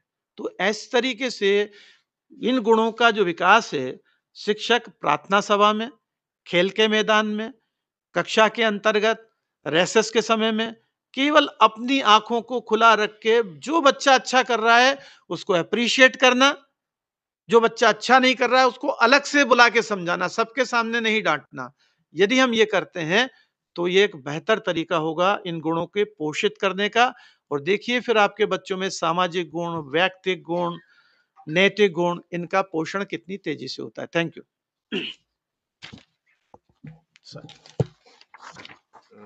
धन्यवाद, बहुत अच्छी बात कही आपने। साथियों, जो अभी विशेषज्ञों की तरफ से कमेंट आपने सुने, आपका अपना स्वयं का अनुभव भी होगा और इस अनुभव के आधार पर आप इस बात पर सहमत भी होंगे जो बात कही गई है। अब महत्वपूर्ण बिंदु यही है कि जब हम कक्षा में होते हैं तो अपने संवेगों को किस तरह से नियंत्रित करते हैं और इन कही हुई बातों को या पढ़ी हुई बातों को इस्तेमाल कब करते हैं। ये उसी तरह का है कि जब नाव चलाना सीख लिया और तैरना भी सीख लिया किताबों में पढ़ते हुए, लेकिन जब नाव में बैठे हैं और उसमें डूबने की स्थिति हुई तो तैरने का ज्ञान वहां पर प्रयोग में आ पाया कि नहीं। नेक्स्ट स्लाइड लेंगे। आपने देखा होगा कि पिछले वर्षों में जो किताबों में परिवर्तन हुआ है, फेज्ड मैनर में प्रदेश में एनसीईआरटी की पुस्तकों का समावेशन किया जा रहा है और धीरे धीरे आपने उसकी ट्रेनिंग भी ली है पिछले 3-4 वर्षों पहले से। और उन ट्रेनिंग के दौरान भी इन बातों को बहुत जोर देकर कहा गया है कि पाठ्य पुस्तकों में शिक्षक के लिए 2 शब्द लिखे हैं और उसके बाद जब आप पाठ पढ़ाने जाते हैं तो पाठ में भी कुछ गतिविधियां बताई गई हैं। इन गतिविधियों को आम तौर पर यदि हम एक आम शिक्षक की बात करें तो वो पढ़कर और छोड़ देते हैं या बच्चों के साथ उस पर कोई संवाद नहीं करते। और जो अच्छे शिक्षक हैं उन्होंने उस शिक्षक के लिए जो 2 शब्द हैं एनसीईआरटी की पाठ्य पुस्तकों में उसको आत्मसात कर लिया, उसकी एक-एक लाइन को पढ़ा है, उन्होंने बार-बार पढ़ा है। और जब वो बार-बार पढ़ते हैं तो उनके जीवनचर्या में वो गुण आ गए हैं। और आप देखेंगे कि गतिविधियां जो पाठ्यपुस्तकों में दी गई हैं वो बच्चे के प्रति संवेदनशीलता को बढ़ाने वाली, बच्चे की समाज के प्रति संवेदनशीलता को बढ़ाने वाली और जो समाज में आ रही विकृतियां हैं उनसे किस तरह से समाज में परिवर्तन लाए जा सकते हैं, इसको बहुत अच्छी तरह से आप देख सकते हैं। यदि आपके बच्चे भी छोटी कक्षाओं से पढ़कर निकले होंगे तो बहुत बार आपने ये अनुभव किया होगा कि बच्चा आपको पॉलीथीन सड़क पर फेंकने के लिए किस तरह से मना करता है और आप फिर शर्मिंदगी महसूस करते हैं कि ये गलती आपकी पीढ़ी करती रही, लेकिन आज के बच्चे इस बारे में हमको सचेत कर रहे हैं, जागरूक कर रहे हैं। कचरा बाहर नहीं फेंकना है, पॉलीथीन को कम उपयोग करना है। इस तरह की बातें बच्चों ने पाठ्य पुस्तकों में पढ़ी हैं और शिक्षकों ने सिखाई हैं, तो वो हम अभिभावकों को सिखाना शुरू कर रहे हैं। मतलब नई जनरेशन पुरानी जनरेशन को सुधार सकती है, ये भी एक बड़ा महत्वपूर्ण पहलू है इन पाठ्य पुस्तकों के माध्यम से। इस बात को हमें समझने और स्वीकारने की आवश्यकता है और यदि ये प्रेरणा हमने बच्चों में पैदा कर दी, तो हम समाज में बदलाव के लिए जाने जाते हैं शिक्षक साथी, तो उस बात को सार्थक कर सकेंगे कि हम समाज में बदलाव ला सकेंगे। विद्यालय में जो एक स्वस्थ और सुरक्षित वातावरण बनाने की बात कही गई है, वो इसी तरह की बात है कि आप इस तरह की बातों को जो पाठ्यपुस्तकों में भी लिखी है और पाठ्यपुस्तकों से बाहर निकल कर भी बहुत सारी गतिविधियां ऐसी करा सकते हैं, बच्चों को प्रेरित कर सकते हैं। जैसा कि अभी बताया गया कि छोटी-छोटी इनपुट्स देकर आप बच्चों को प्रेरित कर सकते हैं और ये बातें आपकी फिर धीरे-धीरे परिवारों तक जाएँगी, परिवार से फिर पूरे समाजों तक जाएँगी। असामान्य व्यवहार और तनाव और अवसाद की परिस्थितियाँ जो आप कहते हैं, ये जीवन में हर व्यक्ति के साथ होता है और हर समय हो सकता है और बहुत बार हो सकता है। और ये अनुभव हमें अपने स्वयं के अनुभव के आधार पर और अपने स्वयं की परिस्थितियों में हमारे द्वारा किए गए कार्यों के परिणाम के आधार पर हम समझ सकते हैं। एक बहुत छोटी-छोटी घटनाएँ हैं जो हमारे जीवन में, हमारे परिवार में आती हैं और फिर हमारे व्यवहार से वो परिलक्षित होती हैं कि हमारे बच्चों के व्यवहार में वो किस तरह से आईं। यदि हम इन बातों को याद करें, तो ये दिखाई देगा कि हाँ, इस बात को हमको यदि एक शिक्षक होने के नाते हम आचरण में लाते हैं, तो न केवल हम अपने 1-2 बच्चों के साथ, बल्कि वो पढ़ने वाले सारे सैकड़ों बच्चों के साथ और वर्षों में देखें, तो हज़ारों बच्चों के साथ हम वो परिवर्तन के साधक बन सकते हैं, जो हमने स्वयं के अपने अनुभव से सीखा है कि तनाव और अवसाद की स्थिति में किस तरह से व्यवहार करना है। जो वर्तमान परिस्थितियों की यदि हम बात करें, तो जो पैंडेमिक सिचुएशन थी और कोविड सिचुएशन में जो रिस्ट्रिक्शन लगाए गए थे और जो एक अनजाना भय व्याप्त हो रहा था, उस अनजाने भय से निपटने के लिए धीरे-धीरे हमने किस तरह से अपने देश में, अपने समाज में वातावरण निर्माण किया और फिर उस जागरूकता के माध्यम से हमने इस परिस्थिति से लड़ना सीखा है। कुछ हद तक हम सफल हुए हैं, कुछ हद तक चुनौतियाँ बरकरार हैं, लेकिन हमने संघर्ष को व्यवस्थित ढंग से करना सीख लिया और उसकी वजह से हम बहुत बेहतर तरीके से इससे निपट सकते हैं और अपने जीवन में आचरण करेंगे तो निश्चित रूप से बच्चे भी उस तरह से चीज़ों को सीखते हैं। विद्यालय में एक स्वस्थ और सुरक्षित वातावरण बनाना, और इस सुरक्षित वातावरण में न केवल इस तरह की अवसाद की परिस्थितियां हैं, बल्कि जो बच्चों के मनोवेग से संबंधित हैं और जो बच्चों के चाइल्ड राइट से संबंधित हैं, उसकी ओर भी इशारा करती हैं। आपने इस बात को भी पढ़ा होगा जो स्क्रीन पर दिखाई दे रहा है कि पॉक्सो एक्ट में किस तरह के प्रावधान हैं। ये पिछले सालों की प्रशिक्षण में भी शामिल रहा है, हमारे जो टीचर्स ट्रेनिंग प्रोग्राम होते रहे हैं, तो उससे आप पर्याप्त रूप से वाकिफ़ हैं। लेकिन ये कानून के रूप में कुछ शब्द होना और प्रावधान होना एक बात है, और उसको कक्ष वातावरण के दौरान उसको शिक्षक के रूप में समझना और फिर बच्चों की उन भावनाओं को गहराई से समझकर उस पर प्रोएक्टिव एक्शन लेना। ये आप लोग टेलीविज़न में भी इस समय न्यूज़ चैनल्स में भी बहुत सारी चीज़ें देखते होंगे। बहुत सारे अपराध सिर्फ़ इस वजह से हो रहे हैं कि प्रारंभिक अवस्था में बच्चे ने बताने की कोशिश की और परिवार ने या शिक्षक ने उसको सुना-अनसुना कर दिया।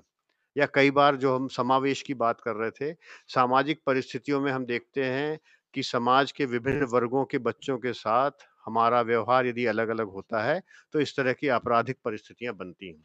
कि एक वर्ग के बच्चे ने बोला तो हमने उसको अनसुना कर दिया, दूसरे वर्ग के बच्चे ने बोला तो हमने उसको बहुत महत्व दे दिया, और इसके कारण बच्चे के साथ जो अन्याय हो रहा था और जो बताने की कोशिश कर रहा था, उस कोशिश को कहीं हमने तवज्जो नहीं दी और समय पर उस पर एक्शन नहीं लिया, जिसकी वजह से गंभीर परिस्थितियाँ बनती हैं। और आप ये भी समझते हैं कानूनी प्रावधान होने के परिणाम जो होते हैं, वो अल्टीमेटली फिर रिस्पॉन्सिबिलिटी फिक्स करते हैं। एक तो होता है कानूनी प्रावधान में कि जागरूकता पैदा करना, अवेयरनेस देना और उस पर प्रोएक्टिव एक्शन के लिए अपेक्षा करना, और दूसरा मुद्दा होता है कि यदि लापरवाही की गई तो जिम्मेवारी फिक्स करना। तो यदि स्कूली वातावरण में इस तरह की परिस्थितियां होती हैं, तो ये आपको समझने की आवश्यकता है कि इसमें जिम्मेवारियों का निर्धारण का प्रावधान भी है और उसमें सजाओं के प्रावधान हैं।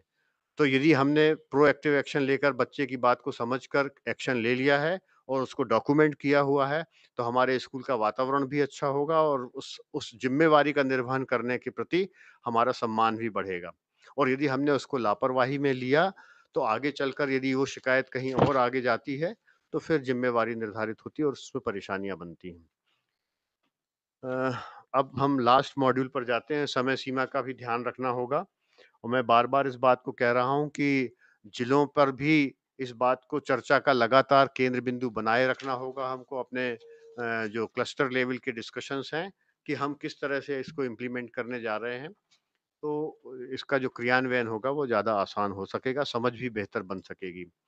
जो लास्ट तीसरा मॉड्यूल था इसका, विद्यालय में स्वास्थ्य एवं कल्याण। विद्यालय में स्वास्थ्य का मतलब अलग-अलग संदर्भों में लिया जाएगा। बच्चों के संदर्भ में अलग होगा, शिक्षकों के संदर्भ में अलग होगा, और फिर ओवरऑल सामाजिक परिवेश की दृष्टि से देखें तो स्कूल का वातावरण के संदर्भ में अलग होगा।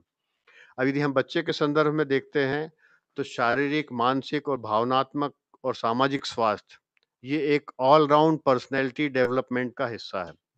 यदि इस तरह की सुरक्षा का वातावरण है, तो बच्चे का जो डेवलपमेंट है, उसका प्रभाव हम बहुत अच्छी तरह से समझते हैं, और इसको बार-बार समझने की आवश्यकता है कि इस तरह की परिस्थितियों को और इस तरह के स्वास्थ्य को समझते हुए बच्चे के साथ व्यवहार किया जाएगा, तो बच्चे के विकास को जो गति मिलती है, वो अप्रतिम होगी। ये सब आपने उस मॉड्यूल में पढ़ा है कि अकादमिक प्रगति के लिए जो बच्चे का स्वास्थ्य है और उसके विकास के विभिन्न पहलू हैं, इसको आपने सैद्धांतिक रूप से बहुत अच्छी तरह से पढ़ा है। लेकिन सोचने वाली बात ये है, जो नेक्स्ट स्लाइड में आ रही है, कि मैं इस बच्चे के खराब शैक्षणिक प्रदर्शन के बारे में उसके माता-पिता से शिकायत करूँगा। ये आम तौर पे शिक्षक का व्यवहार होता है, और ख़ास तौर से जो एडोलेसेंट ऐज के बच्चे हैं, जो 6वीं 7वीं ऑनवर्ड्स आ गए हैं और थोड़ी उनकी शैतानियाँ बढ़ने लगती हैं, फ़िज़िकल एक्टिविटीज़ बढ़ती हैं, फ़िज़िकल स्ट्रेंथ बढ़ती है, तो वो स्कूल में एक चुनौती का वातावरण भी निर्मित करते हैं। कई बार उनके बिहेवियरल प्रॉब्लम होते हैं और वो रिफ्लेक्शन बच्चों के साथ आता है और कई बार शिक्षकों के साथ भी आता है। और हम में से बहुत साथियों ने अपने माता-पिता की मार भी इस बात पर खाई है कि गुरुजी ने हमारी शिकायत कर दी और हमको मार पड़ी घर में आने पर, और उस मार का प्रभाव ये हुआ कि उस शिक्षक के प्रति हमेशा का एक इमेज बना ली हमने। और दूसरी तरफ शिक्षक ने स्वयं ही एक वातावरण बनाया और बच्चे के साथ संवाद करना शुरू किया, तो बच्चे की समस्या को भी समझा और उसके समाधान को भी खुद ही किया। और बच्चे को जो बात वो कहा जा रहा है कि माता-पिता से शिकायत करूँगा, उसकी तुलना में जो नीचे वाली लाइन है, पता लगाने की आवश्यकता है कि क्या इसके घर पर सब कुछ ठीक है? तो ये न केवल बच्चे से जुड़ने की बात हुई, बच्चे के परिवार से भी जुड़ने की बात होती है। और ऐसे ऐसे जो रास्ते हैं, वो टीचर को एक समाधान की दिशा भी देते हैं और साथ ही साथ एक अलग तरह की ऊर्जा देते हैं। और ऐसा जो वातावरण बनता है कि न केवल बच्चे से जुड़ना, बल्कि बच्चे के परिवार से भी जुड़ना, वो एक अलग तरह की विद्यालयीन वातावरण को निर्मित करता है। और यहाँ पर जो शिक्षक की भूमिका है कि बच्चे के होलिस्टिक डेवलपमेंट के लिए वो किस तरह से काम करेगा, बच्चे के इमोशनल डेवलपमेंट के लिए वो किस तरह से काम करेगा, और जो शैक्षिक प्रक्रियाएँ हैं या पाठ्य पुस्तक में जो बात कही गई है, उससे अवगत होते हुए बच्चे को प्रेरित करना कि वो जो शैतानी कर रहा था या जो गलत रास्ते पर जा रहा था, वो इस पाठ्य पुस्तकों के माध्यम से दी गई गतिविधियों के माध्यम से दिशा देते हुए किस तरह से उसको आगे बढ़ाया जा सकता है। इसी तरह से समग्र स्वास्थ्य और विकास सुनिश्चित करने के लिए हमें क्या करने की आवश्यकता है, इस पर बहुत ध्यान देने की ज़रूरत है, क्योंकि जब हम पाठ्य योजना बनाते हैं और स्वयं तैयार होते हैं कि हम आज बच्चों को क्या पढ़ाने जा रहे हैं, तो वो सिर्फ़ पाठ्य पुस्तक पर निर्धारित नहीं होता। वो पाठ्यपुस्तक में तो कुछ सुझावात्मक गतिविधियाँ दी गई हैं और कुछ इस तरह की बातें कही गई हैं जो जैसा शुरू में हमने कहा था कि नेशनल करिकुलम फ्रेमवर्क है, नेशनल पॉलिसी है कि हम संवैधानिक गुणों को विकास करने के लिए और संवैधानिक नियमों का पालन करने के लिए शिक्षा प्रदान करेंगे। ये एक स्टेटमेंट हो सकता है, पॉलिसी स्टेटमेंट। लेकिन इसको जब आचरण में लाने की बात होगी, तो वो सिर्फ़ किताबी ज्ञान से नहीं होगा। और इसलिए समेकित पाठ्य योजना बनाने के दौरान किस तरह से हम पाठ्य पुस्तकों से बाहर निकल कर भी बच्चों के साथ गतिविधियाँ कर सकते हैं, इसमें मुझे लगता है देवांग जी कुछ प्रकाश डालना चाहेंगे। जी। इसमें जो हमारी तैयारी है, इस मॉड्यूल को करने के बाद विद्यालय में स्वास्थ्य और कल्याण, तो हमें अब स्वयं को तैयार करना है। तो तैयार करने के लिए 2 मुख्य बातें हैं। विषय के प्रति जागरूकता। इसमें जो बाल संरक्षण नीतियों के बारे में, बाल समग्र स्वास्थ्य के बारे में इन विषयों पे चर्चा की है, तो अब हमें इस पे जागरूकता विकसित करने का काम करना है। और हमें ये समझना है कि मानसिक और भावनात्मक व्यथाएँ बच्चों में कैसे प्रकट होती हैं। तो बच्चों को भी अब हमें समझना होगा कि उनकी जो मानसिक व्यथाएँ हैं, उनकी जो भावनात्मक जो परेशानियाँ हैं, वो क्या-क्या हैं। अब पाठ्यचर्या और शैक्षणिक नीतियों और प्रथाओं के बारे में जागरूकता विकसित करें। तो कैसे करेंगे? तो इसके लिए सबसे पहले हमें स्वयं जो है इसका प्रेरणा स्रोत बनना होगा। प्रेरणा स्रोत बनने के लिए स्वस्थ आदतों का अभ्यास हमें स्वयं भी करना है और अब बच्चों से भी कराना है। और ये अभ्यास हमें नियमित रूप से करना है ताकि हम बच्चों के लिए एक आदर्श प्रस्तुत कर सकें। अब ये अभ्यास क्या-क्या हो सकते हैं? जैसे कि शारीरिक व्यायाम, योग का अभ्यास करें। तो जब हम अभ्यास कर रहे हैं प्रार्थना सभा में, हम स्वयं भी करें और बच्चों से भी कराएँ। तो जो चीज़ें हम अपने आप में स्वयं में विकसित करेंगे, वो हम बच्चों तक ले जा पाएँगे, जिससे बच्चों का जो स्वास्थ्य है और उनका जो कल्याण है स्वास्थ्य के साथ-साथ, वो बेहतर हो सके। अब इसके लिए हमें समेकित पाठ योजना बनाना होगी। किस प्रकार हम लेसन प्लान जो अपना टीचिंग प्लान बनाएँ। अपने बच्चों के लिए प्रतिदिन 30 मिनट की शारीरिक गतिविधि सुनिश्चित करें। तो विद्यालय जैसे ही ओपन होते हैं, तो हमें इस काम को करना है। न्यूनतम कम से कम, जैसे अभी स्वास्थ्य पर विशेष ध्यान दिया जा रहा है, अपनी इम्यूनिटी बढ़ाना है, अपने हेल्थ के प्रति हमें कॉन्शियस हैं, बच्चों को भी हम दे रहे हैं। तो अब हमें क्या करना है, कम से कम 30 मिनट, आधे घंटे का समय हमें निकालना है और बच्चों की शारीरिक गतिविधियाँ कराना है। पिछले 6 माह में हम देख रहे हैं कि बच्चों घरों में कैद हैं और फिज़िकल जो एक्टिविटीज़ नहीं कर पाए। तो ये अब आप सीख चुके हैं और अब जैसे ही इसको आप इम्प्लीमेंट करने जाएँगे, फिज़िकल एक्टिविटी बहुत ज़रूर कराएँ। अच्छा, इसमें एक बात का विशेष ध्यान रखेंगे कि जब आप एक्टिविटी करा रहे हैं खेल के मैदान में, कक्षा में, तो उसमें विशेष आवश्यकता वाले बच्चों को ज़रूर शामिल करें, उन्हें इंक्लूड करें, उन गतिविधियों से दूर ना रखें। और अगर इसके लिए कुछ आपको प्लान करना पड़े, कुछ अलग तरह की चीज़ें तैयार करना पड़े, योजना बनाना पड़े, तो प्लान कर लीजिए कि ये बच्चों को आप ज़रूर इसमें शामिल करें। इसके साथ ही आपको ये भी ध्यान रखना है कि बच्चों के साथ कोई कठोर शारीरिक गतिविधि करने की आवश्यकता ना पड़े, एक्सर्शन ना हो जाए, तो इस बात की सावधानी भी रखना होगी।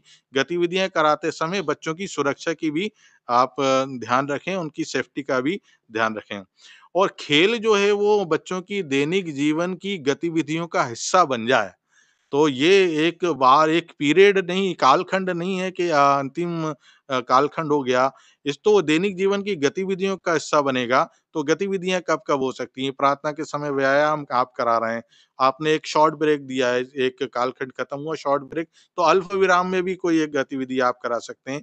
2 पाठ्यक्रमों के बीच के बदलाव जो हैं, उसमें आप गतिविधि करा सकते हैं। तो बहुत सारे ऐसे अवसर हैं कक्षा में, विद्यालय में और बाहर भी परिवेश में, जहाँ पर इन गतिविधियों के लिए आप प्लान कर सकते हैं। जी। ये समेकित पाठ्य योजना पर पारिक जी भी कुछ प्रकार डाल जी, सकते हैं सर। तो। ये एनसीईआरटी पाठ्य पुस्तक। जी। जी, जी। इसमें अभी जो हमारी साथियों ने बात रखी है, इसमें शिक्षक की भूमिका का भी इस मॉड्यूल में है। उल्लेख है। अब शिक्षक की भूमिका को आप कैसे परिभाषित करते हो? क्या क्लासरूम में शिक्षक की भूमिका क्या होना चाहिए? क्लासरूम में जाने के पहले की शिक्षक की भूमिका क्या होना चाहिए? और शिक्षक की भूमिका स्कूल के कैंपस से बाहर की क्या होना चाहिए? इसको समझना हमारे लिए बहुत ज़रूरी है, शिक्षक को समझना होगा। मैं एक उदाहरण से इसको ऐसा कहना चाहूँगा कि एक स्कूल चल रहा होता है, क्लास का जो समय होता है 10:30 बजे से वो स्टार्ट हो गई होती है, सारे बच्चे क्लास में बैठे होते हैं, टीचर हमारा पढ़ा रहा होता है क्लासरूम में ब्लैक बोर्ड पे। एक बच्चा चलती क्लास में डोर को नॉक करता है और वो अंदर आने की इजाज़त माँगता है। और यह प्रक्रिया शिक्षक डिस्टर्ब होता है, शिक्षक उसको आने की अनुमति तो देता है, लेकिन उसको कहीं न कहीं उपहास के शब्द बोलता है या स्केल से उसको पीटता है। यह क्रमशः प्रतिदिन हो रहा था लगभग सप्ताह भर तक। एक दिन शिक्षक ने सोचा कि वास्तव में ये बच्चा रोज़ लेट क्यों आता है? तो उसने पहले शिक्षक के घर का पता किया और उस रास्ते से शिक्षक निकलने की कोशिश करता है कि मैं भी उस रास्ते से आऊं कि अगर बच्चा आता तो रोज स्कूल लेकिन लेट क्यों हो जाता है। तो शिक्षक ये देखता है कि वो बालक एक ट्राइसिकल पर एक वृद्ध बैठा हुआ रहता है और उसको रोज धक्का देके उसके डेस्टिनेशन तक पहुंचाता था उसी बसाहट में। तो ये शिक्षक ने देखा कि वास्तव में बच्चा अपने घर से तो समय-समय पर निकलता है, लेकिन रास्ते में रोज किसी न किसी को एक सहयोग करते हुए उसको उस डेस्टिनेशन तक पहुँचाता, उसके बाद वो स्कूल आता है कि उसका टाइम फिक्स है उसको वहाँ तक पहुँचाने का। इसलिए बच्चा प्रतिदिन कहीं न कहीं 10 से 15 मिनट लेट हो जाता है। जब शिक्षक को इस बात का आभास हुआ, ज्ञात हुआ कि वास्तव में मैंने उसको बिना जाने ही रोज उसको उपहास के शब्द बोलता हूँ और उसको स्केल से पीटता हूँ। तो कहीं न कहीं शिक्षक ने ये जान लिया तो उसको अपनी गलती का एहसास हुआ। वास्तव में वो रेगुलर बच्चा था लेकिन लेट आने का कारण जब उसने जाना कि बच्चा किस कारण से लेट हुआ, तो उसने जिस दिन बच्चा उस दिन भी लेट आया, नॉक किया है और जैसे ही बच्चा एंटर होता है टीचर ने अनुमति दी, टीचर ने उस बच्चे को गले लगाया। बच्चा जाते से ही हाथ सामने किया कि टीचर आज भी मुझे स्केल मारेगा। उसने हाथ आगे बढ़ाया, टीचर उसके सामने नीचे बैठा, उसको गले से लगाया कि वास्तव में टीचर को उसकी गलती का एहसास हुआ। मैं शिक्षक की भूमिका की बात कर रहा हूँ कि क्लासरूम में भी अगर शिक्षक बच्चे को ठीक से नहीं पहचान पाता है, उसका ऑब्जर्वेशन हमको करना होगा। भूमिका से आशय क्लासरूम के अंदर की भूमिका उसकी जो मारने की थी, क्लासरूम के बाहर वो लेट क्यों हुआ, उसकी भूमिका को उसने जाना कि वास्तव में क्यों किस कारण से वो लेट हो रहा है। तो इन तमाम चीज़ों को हमको देखने की आवश्यकता है। मैं बात कर रहा था क्लासरूम के अंदर की, क्लासरूम में जाने के पहले की और स्कूल प्रीमाइसेस की बाहर की। तो शिक्षकों को अपनी भूमिका को बेहतर समझने की ज़रूरत है।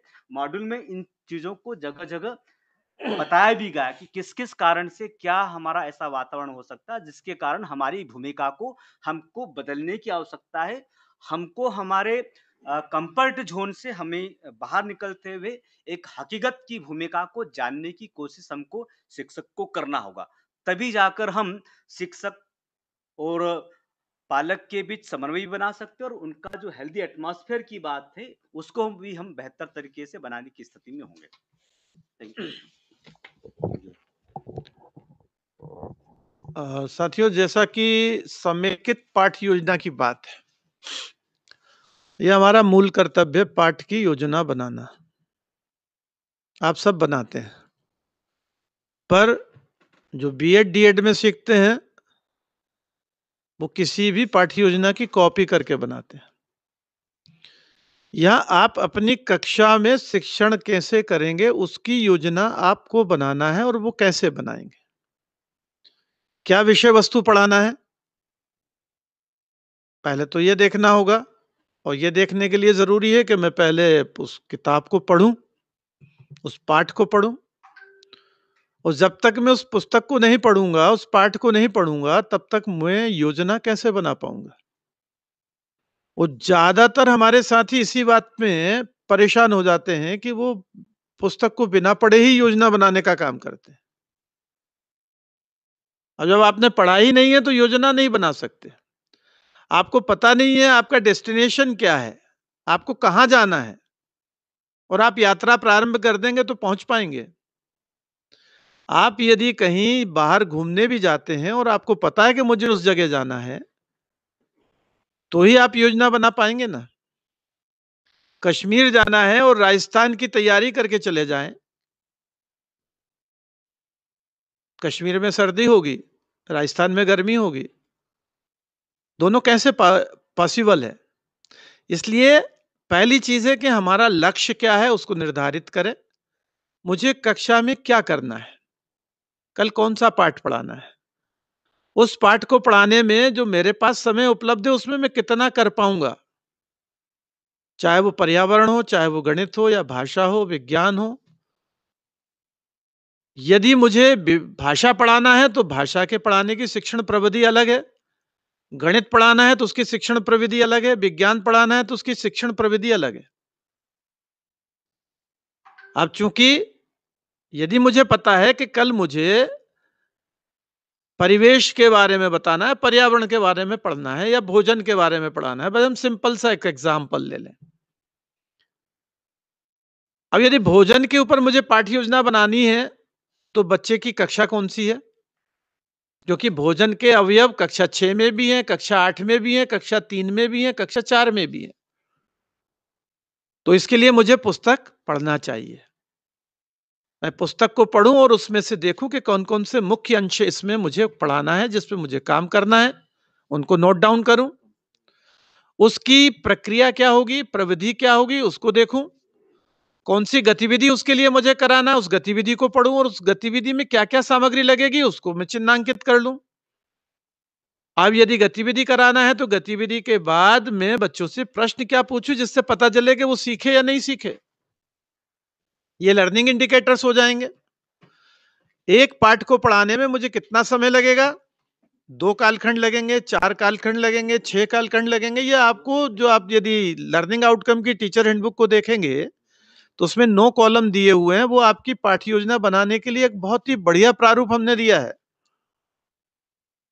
और उसको देख करके आप कर सकते हैं। दूसरी चीज, एनसीईआरटी पाठ्य पुस्तक। एनसीईआरटी पाठ्य पुस्तकें, साथियों मेरा आपसे अनुरोध है कि इसको पढ़ें। प्रत्येक शिक्षक एक बार जिस कक्षा को पढ़ाता है उस पुस्तक को ठीक से पढ़ ले, और सबसे पहले आप वो जो 2 शब्द लिखे होते हैं स्टार्टिंग में पहले पेज में, उसको पढ़ें। तो आपको समझ में आएगा कि पुस्तक क्यों बनाई गई है, उसका ऑब्जेक्टिव उसमें मिलेगा, किस प्रोसेस पे बनाई गई है वो उसमें मिलेगी, और उसका आउटकम क्या होगा वो भी मिलेगा। और इसलिए यहां 2 शब्द जो आए, समेकित पाठ्य योजना और एक outcome, learning outcomes. Learning outcome मतलब आप उसको पाठ को क्यों पढ़ाना चाहते हैं। एक शिक्षक का प्रश्न आया था कि साहब आपने कक्षा 2 में कविता दी है, कक्षा 1 में भी कविता दी है। अब बच्चे को तो पढ़ने ही नहीं आता, वो कविता को कैसे पढ़ेगा? वहां हमने वो जो कविता दी है बच्चे को पढ़ने के लिए नहीं दी है, बच्चे को सुनाने के लिए दी है, कि शिक्षक पढ़ करके बच्चे को सुनाए। हम अब बच्चे के सुनने के गुणों को पुष्ट करना चाहते हैं, बच्चे को पढ़ना नहीं सिखा रहे हैं वहां। और इसलिए उस पाठ का आउटकम क्या है वो शिक्षक को पता होना चाहिए, और इसलिए लर्निंग आउटकम की जो टीचर हैंडबुक है उसको आपको पढ़ना चाहिए। जब आपकी समझ होगी कि ये काम मुझे क्यों करना है, जब समझ होगी तभी आप कर पाएंगे ना, बिना समझ के नहीं कर पाएंगे। और इसलिए आप बिना समझ के आप कितनी भी योजना बना लीजिए, सब बेकार बनेंगी। इसलिए पहली आवश्यकता टीचर हैंडबुक जो लर्निंग आउटकम की आपको विषयवार दी है उसको पढ़िए। उसमें सबसे पहले आप देखेंगे पाठ की अवधारणा दी गई है। उस अवधारणा में क्या दिया हुआ है कि हम भोजन के अवयवों का अध्ययन करेंगे, या जंतुओं के आवास का अध्ययन करेंगे, या हम रेशे की प्रकृति के बारे में पढ़ेंगे, या हम पानी के जल संसाधनों के बारे में पढ़ेंगे। मतलब कुछ ना कुछ उसमें एक अवधारणा दी होगी, कंसेप्ट दिया होगा। और उस कंसेप्ट के बाद उस पुस्तक में पाठ का नंबर क्या है, पाठ का नाम क्या वो दिया हुआ है। फिर एक तीसरा कॉलम दिया हुआ है, उसमें यह दिया है कि इस अवधारणा को पढ़ाने के लिए कौन सी विधि का उपयोग करेंगे। 1 2 3 विधियां दी हुई हैं। कौन सा इंट्रोडक्शन आप यूज करेंगे, कहानी से शुरू करेंगे पाठ को, कविता से शुरू करेंगे, खेल से शुरू करेंगे, या बच्चों से कुछ प्रश्न पूछ के शुरू करेंगे, उसके आधार पे उसमें करना है। और इसको करने के बाद जब आपने शिक्षण योजना बनाई है तो उसमें कौन सी सहायक सामग्री लगेगी, कुछ हमने सूची भी दी है। ये एक सुझावात्मक है, आप उसको बढ़ा सकते हैं, उसको कम कर सकते हैं। आपको वो करना है जिससे कि उन बच्चों को जो इनको आप पढ़ा रहे हैं उनको वो विषय वस्तु समझ में आ जाए। कोई जरूरी नहीं है कि आप 100% उसकी नकल करें, वो सुझावात्मक है, वो आपको सुझाव देने के लिए है, आप उसका उपयोग कर सकते हैं। और उससे बेहतर करने के लिए आपके पास कोई आइडिया है तो उसका उपयोग करिए। क्यों? क्यों? आपका उद्देश्य क्या है, उन बच्चों को सिखाना जिनके लिए आप नियुक्त हैं। इसके बाद आप देखेंगे लर्निंग आउटकम का प्रश्न है। यदि आपने भोजन के अवयव के बारे में पढ़ाया है तो आप पूछ सकते हैं कि सर्दियों में कौन कौन से फल आते हैं। अच्छा, इनमें खट्टे फल के नाम बताओ, खट्टे फल में कौन सा विटामिन मिलता है। ये एक सिंपल क्वेरी है जो आप पढ़ाने के दौरान कर सकते हैं। और यदि बच्चे ने बता दिया कि खट्टे फलों में विटामिन सी होता है, वो एस्कॉर्बिक एसिड बताए, ये जरूरी नहीं है, वो ये कह दे कि खट्टे फलों के नाम ये हैं, तो कक्षा 3 के स्तर का हो गया। खट्टे फलों में कौन सा विटामिन है, ये 4 या 5 के स्तर का बात हो गई। यदि वो कह दे कि एस्कॉर्बिक एसिड है तो 6 7 8 की बात हो गई। विषय वस्तु वही है। तो योजना बना के यदि आप काम करेंगे तो बेहतर परिणाम मिलेंगे। इसमें एक चीज और दी गई है कि जब आपने लर्निंग आउटकम वाला क्वेश्चन पूछ लिया, फिर उसके आकलन के प्रश्न है वो आप देखेंगे, फिर उसके बाद कुछ करके सीखो दिया हुआ है, घर से करके लाने के लिए। जो आपने कक्षा में पढ़ाया है उससे मिलती जुलती गतिविधि घर के गृह कार्य के रूप में दीजिए, और बच्चे ने यदि वो कर लिया तो आप बिल्कुल कॉन्फिडेंट हो जाइए कि आपने जो कल पढ़ाया था वो बच्चा सीख गया। यह है योजना शिक्षण की। शिक्षण योजना में हम बहुत सारी कॉपिंग करते हैं। कॉपिंग करने की जगह हमें प्लान बनाना चाहिए कि मैं बच्चों को कैसे सिखाऊंगा, कौन से प्रश्न पूछूंगा, कौन सी गतिविधि कराऊंगा, कौन सी सामग्री लूंगा, कौन सा चित्र लेके जाऊं, कौन सा चित्र बना करके दिखाऊं। बच्चों के बीच कोई संवाद करा सकता हूं, बच्चों के बीच कोई खेल करा सकता हूं, बच्चों के बीच प्रश्नोत्तरी करा सकता हूं, बच्चों के बीच में कोई चित्रकला का काम दे सकता हूं, या डिक्टेशन दे के काम कर सकता हूं, या सुलेख से काम कर सकता हूं। बहुत सारे ऑप्शन है आपके पास। या बच्चे को कहें कि कहानी पढ़ के सुनाओ, या आपने कहानी सुनाई फिर बच्चे से प्रश्न पूछ लिए। ऐसे कई तरीके हैं जिनसे कि आप योजना बना सकते हैं। योजना आपकी होनी चाहिए क्योंकि आप शिक्षक हैं, आप बच्चों को पढ़ा रहे हैं, और वो योजना सर्वश्रेष्ठ है जिससे कि बच्चों को समझ में आ जाए और बच्चे उसको अपने जीवन में उपयोग कर सके, क्योंकि आउटकम का आशय यही है। अब आउटकम वो नहीं है कि बच्चे को समझ में आ गया, अब आउटकम का आशय कि बच्चा कर सकता है। आपने यदि उसको जोड़ सिखाया तो बच्चा बाजार में जाके जोड़ करके उसे क्या-क्या सामान लाना था वो करके सीख गया है, वो उसका आउटकम है। बच्चे को यदि आपने भाषा सिखाई है तो वो उसमें बोल करके अपनी बात कह सकता है, वो उसका आउटकम है और इसलिए इसको करना है। एक और बात कहूंगा, थोड़ा सा समय लगेगा, कि जो एनसीईआरटी की टीचर हैंडबुक्स है, इनमें कुछ कैरेक्टर्स दिए हुए हैं। एक कैरेक्टर है बूझो और एक कैरेक्टर है पहेली। ये वहां पॉइंट दिए गए हैं जहां बच्चे को अतिरिक्त अध्ययन करना है या अतिरिक्त सीखना है या उसकी जिज्ञासा होनी चाहिए। और इसलिए पाठ को जब आप पढ़ेंगे, उसमें आप देख रहे होंगे क्यूआर कोड भी दिया हुआ है, उस क्यूआर कोड से आप अपने फोन से स्कैन करिए तो उसका वीडियो मिल जाएगा। उस वीडियो को देख लेंगे तो बहुत जल्दी आपकी पाठ की समझ बन जाएगी कि मुझे कक्षा में क्या करना है और आप बेहतर तरीके से कर पाएंगे। बच्चे को आप होम असाइनमेंट देंगे और उसका जो भी गृह कार्य दिया उसको चेक जरूर करें, उसकी भी योजना बनाएं। एक दिन में आप 20 बच्चों का पाठ होमवर्क चेक नहीं कर सकते, पर आप एक योजना बना सकते हैं कि 20 बच्चे हैं तो इनको मैं एक सप्ताह में हर बच्चे की कॉपी देख सकूं, वो मेरी योजना हो जाएगी।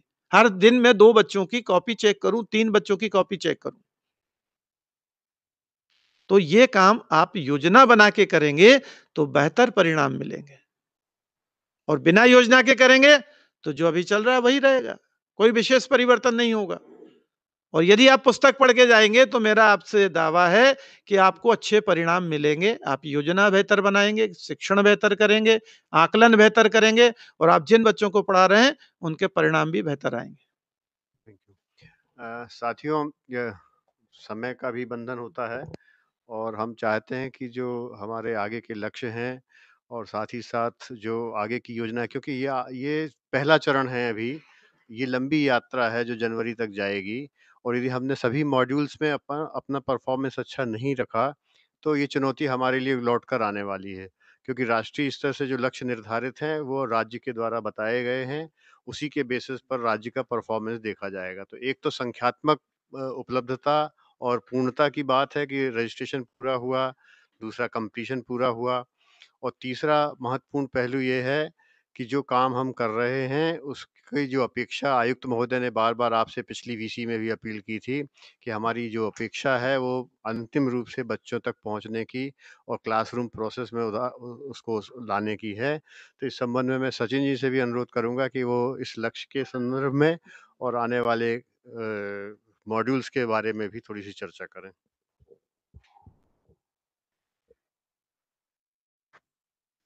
सभी लोगों को नमस्कार। धन्यवाद सर। जिस प्रकार आज निष्ठा ऑनलाइन प्रशिक्षण कार्यक्रम के प्रारंभिक 3 प्रशिक्षणों पर अकादमिक संवाद प्रदेश के सभी शिक्षकों के साथ किया गया, निश्चित रूप से यह एक नवाचार है प्रदेश के लिए, क्योंकि जैसे अभी अंतिम समय में जब डनायक सर ने बताया कि क्या केवल प्रशिक्षणों को पूर्ण करना और उनके प्रमाण पत्र प्राप्त करना, यही हम लोगों का उद्देश्य है? जहाँ-जहाँ भी हम लिखते हैं या बोलते हैं कि ज़रा सोचिए, चिंतन कीजिए, मनन कीजिए, एक शिक्षक के रूप में ध्यान लगाइए। वहाँ पर मुझे लगता है या हम लोगों को शायद समेकित रूप से लगता है कि निश्चित ही इन सभी प्रशिक्षणों का या किसी भी प्रशिक्षण का, किसी भी अकादमिक प्रशिक्षण का असली उद्देश्य या असली लक्ष्य तो निश्चित रूप से यही होना चाहिए कि मेरी कक्षा के जो भी कक्षा है उसमें जो बच्चे अध्ययनरत हैं वो राष्ट्रीय स्तर पर निर्धारित या राज्य स्तर पर निर्धारित जो शिक्षण के अधिगम है, सीखने के अधिगम है, उनको पूर्ण करें और बृहद रूप से देखा जाए तो जो एक एक अच्छे नागरिक बनने की दिशा में अग्रसर हों। तो यहाँ पर जब भी आपने देखा होगा कई बार व्हाट्सएप समूह पर हम लोग राज्य स्तर से जैसे ही कोई सर्टिफिकेट या कोई प्रशिक्षण पूर्ण करने का स्क्रीनशॉट साझा करते हैं, तो हमारा प्रयास यही रहता है कि ज़रा सोचिए कि क्या मैंने इस प्रशिक्षण से कुछ सीखा है? मेरा जो वर्तमान जो मेरा सीखने का जो ज्ञान और कौशल का जो स्तर है, क्या उससे इसमें समृद्धि कि कुछ समृद्ध हुआ है, कुछ आगे बढ़ा है और क्या मैंने इस संबंधित जो भी मैंने मॉड्यूल पूर्ण किया है, निष्ठा का चाहे मॉड्यूल 1 हो, मॉड्यूल 2 हो, मॉड्यूल 3 हो या आने वाले सभी मॉड्यूल्स, जब भी मैं मॉड्यूल पूर्ण करता हूँ, तो क्या मैंने इसको अपनी कक्षा के साथ जोड़ा है? कि हाँ, इन 3 प्रमुख बातों को या इन 3 महत्वपूर्ण बिंदुओं को मैं अपनी कक्षा में लेकर जाऊँगा या जाऊँगी। जिससे कि इस प्रशिक्षण की जो जो मुझे लगता है कि एक जो असली लक्ष्य है वो यही है कि हाँ, ये जो हमने अकादमिक ज्ञान व कौशल को निर्माण करने के लिए कोर्स पूर्ण किया है, वो निश्चित रूप से मेरे बच्चों के सीखने के अधिगम में परिलक्षित हो। हम आप सभी लोगों से ये निवेदन करते हैं कि कृपया जब भी कोई भी शिक्षक या कोई भी अकादमिक अधिकारी किसी भी स्तर पर जब भी कोई मॉड्यूल पूर्ण करे, तो कुछ प्रश्न जो शायद आपके साथ व्हाट्सएप ग्रुप पर भी आते हैं या आप लोग अभी स्क्रीन पर देख पा रहे हों, तो उनको ज़रूर देखें कि क्या मैंने इस मॉड्यूल से क्या सीखा है? क्या मैंने कोई डायरी बनाई है या डायरी के अंदर अपने कुछ मुख्य बिंदुओं को लिखा है? और इन बिंदुओं को मैं इस प्रशिक्षण से अपनी कक्षाओं तक किस प्रकार लेकर जाऊँगा या जाऊँगी? और साथ ही जो भी जिले स्तर पर या ब्लॉक स्तर पर या जो संकुल जन शिक्षा केंद्र स्तर पर जो हमारे अधिकारीगण हैं, वो किस प्रकार हमारे शिक्षकों को इन प्रशिक्षणों के अकादमिक जो भी जानकारियाँ हैं, जो भी बिंदु हैं, उस पर किस प्रकार से सपोर्ट कर रहे हैं। तो ये कुछ बिंदु मुझे लग रहे थे जो शेयर करना आवश्यक थे। मैं निवेदन करूँगा डनायक जी से। Thank you Sachin. वास्तव में जो बात सचिन ने अभी कही है कि हम अपनी योजना और अपने क्रियान्वयन का जो लक्ष्य बनाएँगे, वही हमको सही सफलता भी देगी और जो मेहनत इतनी आप लोग कर रहे हैं मॉड्यूल को पढ़ने के दौरान और नई-नई चीज़ें देख रहे हैं, सुन रहे हैं, उसको जब क्रियान्वित करते हैं तभी उसका सही आनंद भी आता है। तो मैं समझता हूँ कि उस आनंद की यात्रा में आप शामिल रहेंगे और जो ये पैंडेमिक सिचुएशन है, वो जल्दी ही भगवान की दया से ठीक होगी और हमारे बच्चे हमारे बहुत क्लोज़ होंगे और जितनी बातें इसमें कही गई हैं कि बच्चों के साथ बैठना, बच्चों की संवेदनशीलता को समझना, उसको हम साकार रूप में जल्दी ही देख पाएँगे। जब तक नहीं देख पा रहे हैं, उसके उस दौरान भी हम 5-5 बच्चों से जो प्रतिदिन मिल रहे हैं, ये हमारी एक सीखने की यात्रा का बहुत अच्छा लैबोरेटरी के रूप में भी काम कर सकता है, जिसको आपने डीएड, बीएड में पढ़ा होगा माइक्रो टीचिंग के रूप में। तो वर्तमान दौर यदि हम कहें तो ये माइक्रो टीचिंग का दौर है, जहाँ आप बहुत कम संख्या में बच्चों के घर जाकर मिल रहे हैं। तो इस जो सारी बातें हमने आज अभी तक की हैं, पालकों से संवाद करना, पालकों से साझेदारी करना, इसको भी आप साकार रूप में अभी छोटे-छोटे समूह के रूप में कर सकते हैं, जो मोहल्ला क्लास या हमारा घर, हमारा विद्यालय के रूप में आप संचालित कर रहे हैं। ये एक अनुभव भी होगा आपके लिए और एक प्रकार का एक इस तरह की परिस्थितियाँ होंगी कि छोटे समूह में आप कितनी सफलतापूर्वक इन बातों को क्रियान्वित कर पाए और फिर उसको आप योजना बना सकते हैं कि बड़े समूह में जब सारे बच्चे क्लास में होंगे, 50 बच्चों की क्लास भी हो सकती है और 60 बच्चों की क्लास भी हो सकती है। उस दौरान भी आप इसको किस तरह से पीयर लर्निंग के छोटे ग्रुप डिस्कशन के रूप में किस तरह से लागू कर पाते हैं। क्योंकि महत्वपूर्ण बिंदु ये है कि हम अपनी योजनाओं को अपने ऊपर भार के रूप में नहीं बनने दें, बल्कि अपने इस भार को दूसरे कंधों के माध्यम से कैसे हल्का कर सकते हैं। एक अच्छा क्लासरूम मैनेजमेंट यही तो है कि बच्चों के साथ हम बच्चों की शक्ति का उपयोग करते हुए और बच्चों को व्यक्तिगत क्षमताओं को पहचानते हुए उनको दायित्व भी दे सकते हैं कि वो किस तरह से हमारे मददगार साबित हो सकते हैं। साथियों, इसके साथ ही साथ हमें आगे के जो मॉड्यूल्स हैं, उनको भी समझने की ज़रूरत है कि उसकी कार्य योजना किस तरह से बनाना, उसका कंप्लीशन कैसे करना है। हमारे डीपीसी साथी हैं, प्रोग्रामर्स हैं, डाइट की फैकल्टी है, डाइट के प्रशिक्षण प्रभारी हैं, फिर आगे चलकर बीआरसी और सीएसीज़ हैं, बीएसीज़ हैं, जैसा मैंने शुरू में उदाहरण बताया था जबलपुर का कि बीएसी ने अपनी पहल से इस तरह का एक संवाद स्थापित किया और बहुत अच्छे तरीके से शिक्षकों के साथ बातचीत करके उसका क्रियान्वयन किया। इसी तरह से हमें आने वाले मॉड्यूल्स के बारे में भी व्यवस्थित ढंग से योजना बनाते हुए उसका कंप्लीशन न्यूमेरिकल टर्म्स में कंप्लीशन जो को भी फॉलो करने की आवश्यकता है।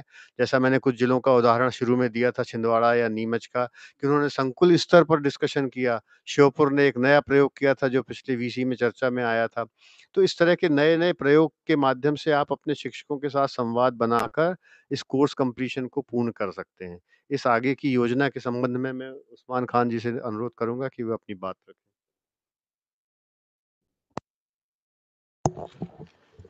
साथियों, पुनः चूँकि हमारे लगभग प्रेज़ेंटेशन पूर्ण हो चुका है, लेकिन कुछ चीज़ें हैं जो मैं सर के पहले आप लोगों से बात करना चाहता हूँ।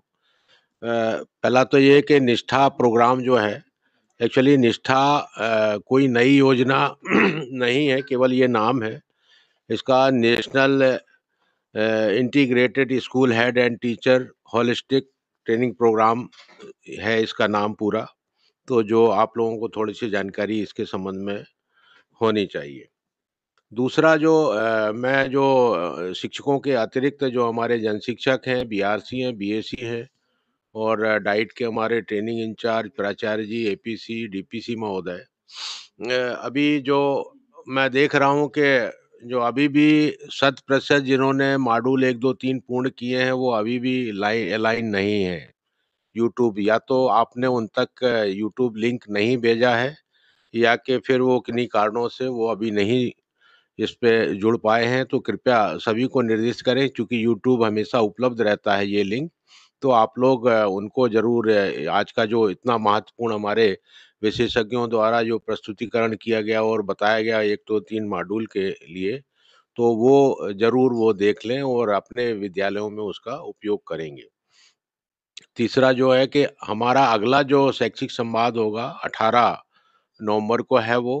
कृपया करके उसके लिए अभी से तैयारियाँ इसमें डेट में कोई परिवर्तन अगर कोई दैवीय बात आ गई तो बात अलग है, अदरवाइज़ 18 नवंबर को हमारा अगला प्रोग्राम होगा। और इस निष्ठा प्रोग्राम के समन्वय के लिए हमारे जो नेशनल रिसोर्स पर्सन हैं निष्ठा के, वो लोग भी विभिन्न जिलों में अपनी सहभागिता देंगे और आगामी जो हमारा शैक्षिक संवाद होगा उसमें प्रत्येक 3 डाइट को प्रस्तुतिकरण वो अपना करेंगे एक-एक मॉड्यूल पर। तो ज वो पत्र जारी कर दिया गया है, तो जो हमारे डाइट के साथी हैं, वो शिक्षकों से और एसआरजी से और बाकी जो लोग इस प्रोग्राम को, इस मॉड्यूल को पूर्ण कर रहे हैं, उनसे फीडबैक लेते हुए अपना प्रस्तुतिकरण तैयार करेंगे, जिससे कि आपको समय और पूरा प्रदेश उन प्रस्तुतिकरण को देखेगा। अगला जो है वो ये है कि कुछ तकनीकी समस्याओं के कारण मॉड्यूल 4 में जो वीडियोज़ हैं वो हमारे शिक्षक कुछ-कुछ लोग पूरा नहीं कर पाए हैं या कोई तकनीकी कारणों से, तो उसके लिए हमने दिल्ली में बात किया है, तो उनको परेशान होने की ज़रूरत नहीं है। जिनके पूर्ण नहीं हो पाएँगे किन्हीं तकनीकी कारणों से उनको 15 जनवरी के बाद अवसर प्रदान किया जाएगा, जो इन कारणों से पूर्ण होंगे। उनके लिए अलग से लिंक एनसीईआरटी से इस पे डिस्कशन हुआ है, तो वो उपलब्ध कराएँगे, लेकिन वो साथ ही हमारे शिक्षक अगले मॉड्यूल्स को मिस नहीं करें। यानी कि हमने 1, 2, 3 में नहीं हो पाए तो अब हम अगले में नहीं होंगे। तो इस चीज़ का ज़रूर ध्यान रखें कि वो आगे के मॉड्यूल्स में ज़रूर अपनी सहभागिता सुनिश्चित करें। और इसके बाद जो एक बिंदु है पत्र जारी हुआ है प्रत्येक शिक्षक के लिए जो इस कोर्स को पूर्ण करेंगे पूरे 18 मॉड्यूल, वो 18 मॉड्यूल के बाद जो अंतिम एनालिसिस होगा, जो असेसमेंट होगा, वो एनसीईआरटी के द्वारा होगा और वो फिर 18 मॉड्यूल के बाद जो फाइनल मॉड्यूल जो वो लोग पूर्ण करेंगे, उनको सर्टिफ़िकेट एनसीईआरटी दिल्ली से प्राप्त होगा। वही लोग इस प्रक्रिया में पात्र माने जाएँगे, लेकिन जिनका अगर तकनीकी कारणों से छूट गया, तो उनको अवसर देने के बाद उसका ये जो ₹1000 का प्रोविज़न जो किया गया है सर ने और हमारे ने कि आप चाहें तो चूँकि ऑनलाइन ये सारा प्रोग्राम चलना है जनवरी तक, तो उसमें आप पेन ड्राइव, स्टेशनरी, कुछ नोट बनाने के लिए या आप जो अभी नोट्स तैयार कर रहे होंगे प्रत्येक मॉड्यूल के आधार पर जैसा कि निर्देश अभी आप लोगों को दिए हुए हैं, हमारे शिक्षक साथी निश्चित रूप से इसको प्रयास कर रहे हैं। तो इन सारी चीज़ों के लिए आप चाहें तो उन मॉड्यूल का एक प्रिंट आउट भी निकलवा सकते हैं फ़ोटोकॉपी। तो ये एक चीज़ थी। एक जो चीज़ है कि इसमें टीचर्स के आईडी कार्ड के लिए भी डाइट्स को ₹50 का प्रोविज़न भेजा जा रहा है, तो डाइट्स के लोग जो हैं, वो शिक्षक के खाते में वो राशि भेजेंगे और हमारे शिक्षक स्वयं उसका जो प्रारूप होगा, वो भी हम शेयर करेंगे। तो वो ये 2 चीज़ें मुझे कहनी थी। एक अंतिम में थोड़ा-सा हो सकता है कुछ ऑड लगे आप लोगों को, लेकिन जो फीडबैक है कि कुछ हमारे जो एडवांस साथी हैं, जो टेक्निकली एडवांस हैं, वो लोग प्रश्नावली को यूट्यूब पर या व्हाट्सएप ग्रुप में शेयर करके हमारे शिक्षकों की दक्षताओं को कमज़ोर करने का प्रयास कर रहे हैं। कृपया करके हमारे शिक्षक इतने दक्ष हैं, इतने सक्षम हैं कि वो स्वयं कर सकते हो। ये सारा कुछ रिकॉर्ड हो रहा है। तो जो साथी ये कर रहे हैं उनसे अनुरोध होगा कृपया इस तरीके की आप अपनी क्षमताएँ बनाइए, लेकिन दूसरों को अक्षम करने की कोशिश नहीं करें। तो आप हमारे शिक्षक को खुद प्रश्नावली भरने दें मॉड्यूल पूर्ण करने के बाद, और वो पूरी तरीके से इस चीज़ में सक्षम हैं हमारे शिक्षक साथी। ये प्रमुख चीज़ें थी जो मुझे आप लोगों से अनुरोध करनी थी। चूँकि हम समापन की ओर हैं, तो आगे आने वाली दीपावली की सभी को शुभकामनाएँ। अब मैं आदरणीय हमारे अपर संचालक महोदय मंडलोई सर से अनुरोध करूँगा कि हमारे शिक्षकों को, हमारे जिले के साथियों को संबोधित करने का कष्ट करें। एक तो आज के शैक्षिक संवाद में राज्य शिक्षा केंद्र के स्टूडियो से पूरा पैनल जुड़ा था, जिसमें डनायक जी जो टी के कंट्रोलर हैं, उस्मान जी जो ट्रेनिंग सेक्शन के कंट्रोलर हैं, हमारे बीच में अभी डॉक्टर अशोक पारिक भी थे जो पाठ्यक्रम कक्ष के नियंत्रक थे, और इसके साथ ही सचिन आशापुरे जी जो कि हमारे साथ लगातार सहयोग कर रहे हैं तकनीकी रूप से पीपीटी तैयार करने के रूप में, या सीएम राइज के जितने भी सीरीज के आपके कोर्स हुए हैं उसमें मुख्यतः सचिन का एक बहुत बड़ा रोल था, जिसको आपने बहुत बेहतर तरीके से पूरा किया है।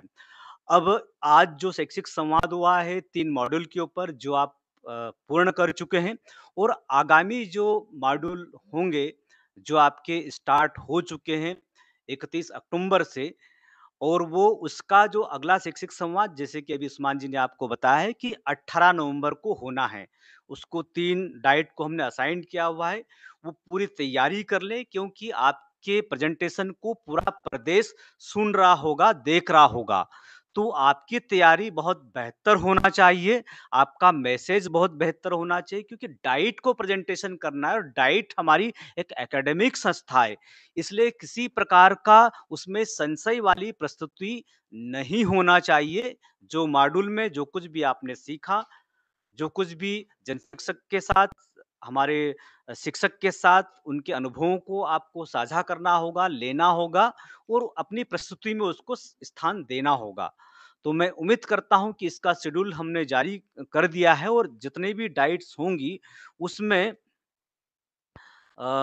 निश्चित रूप से उसका आप उसके बेहतर सीखने की स्थिति में होंगे।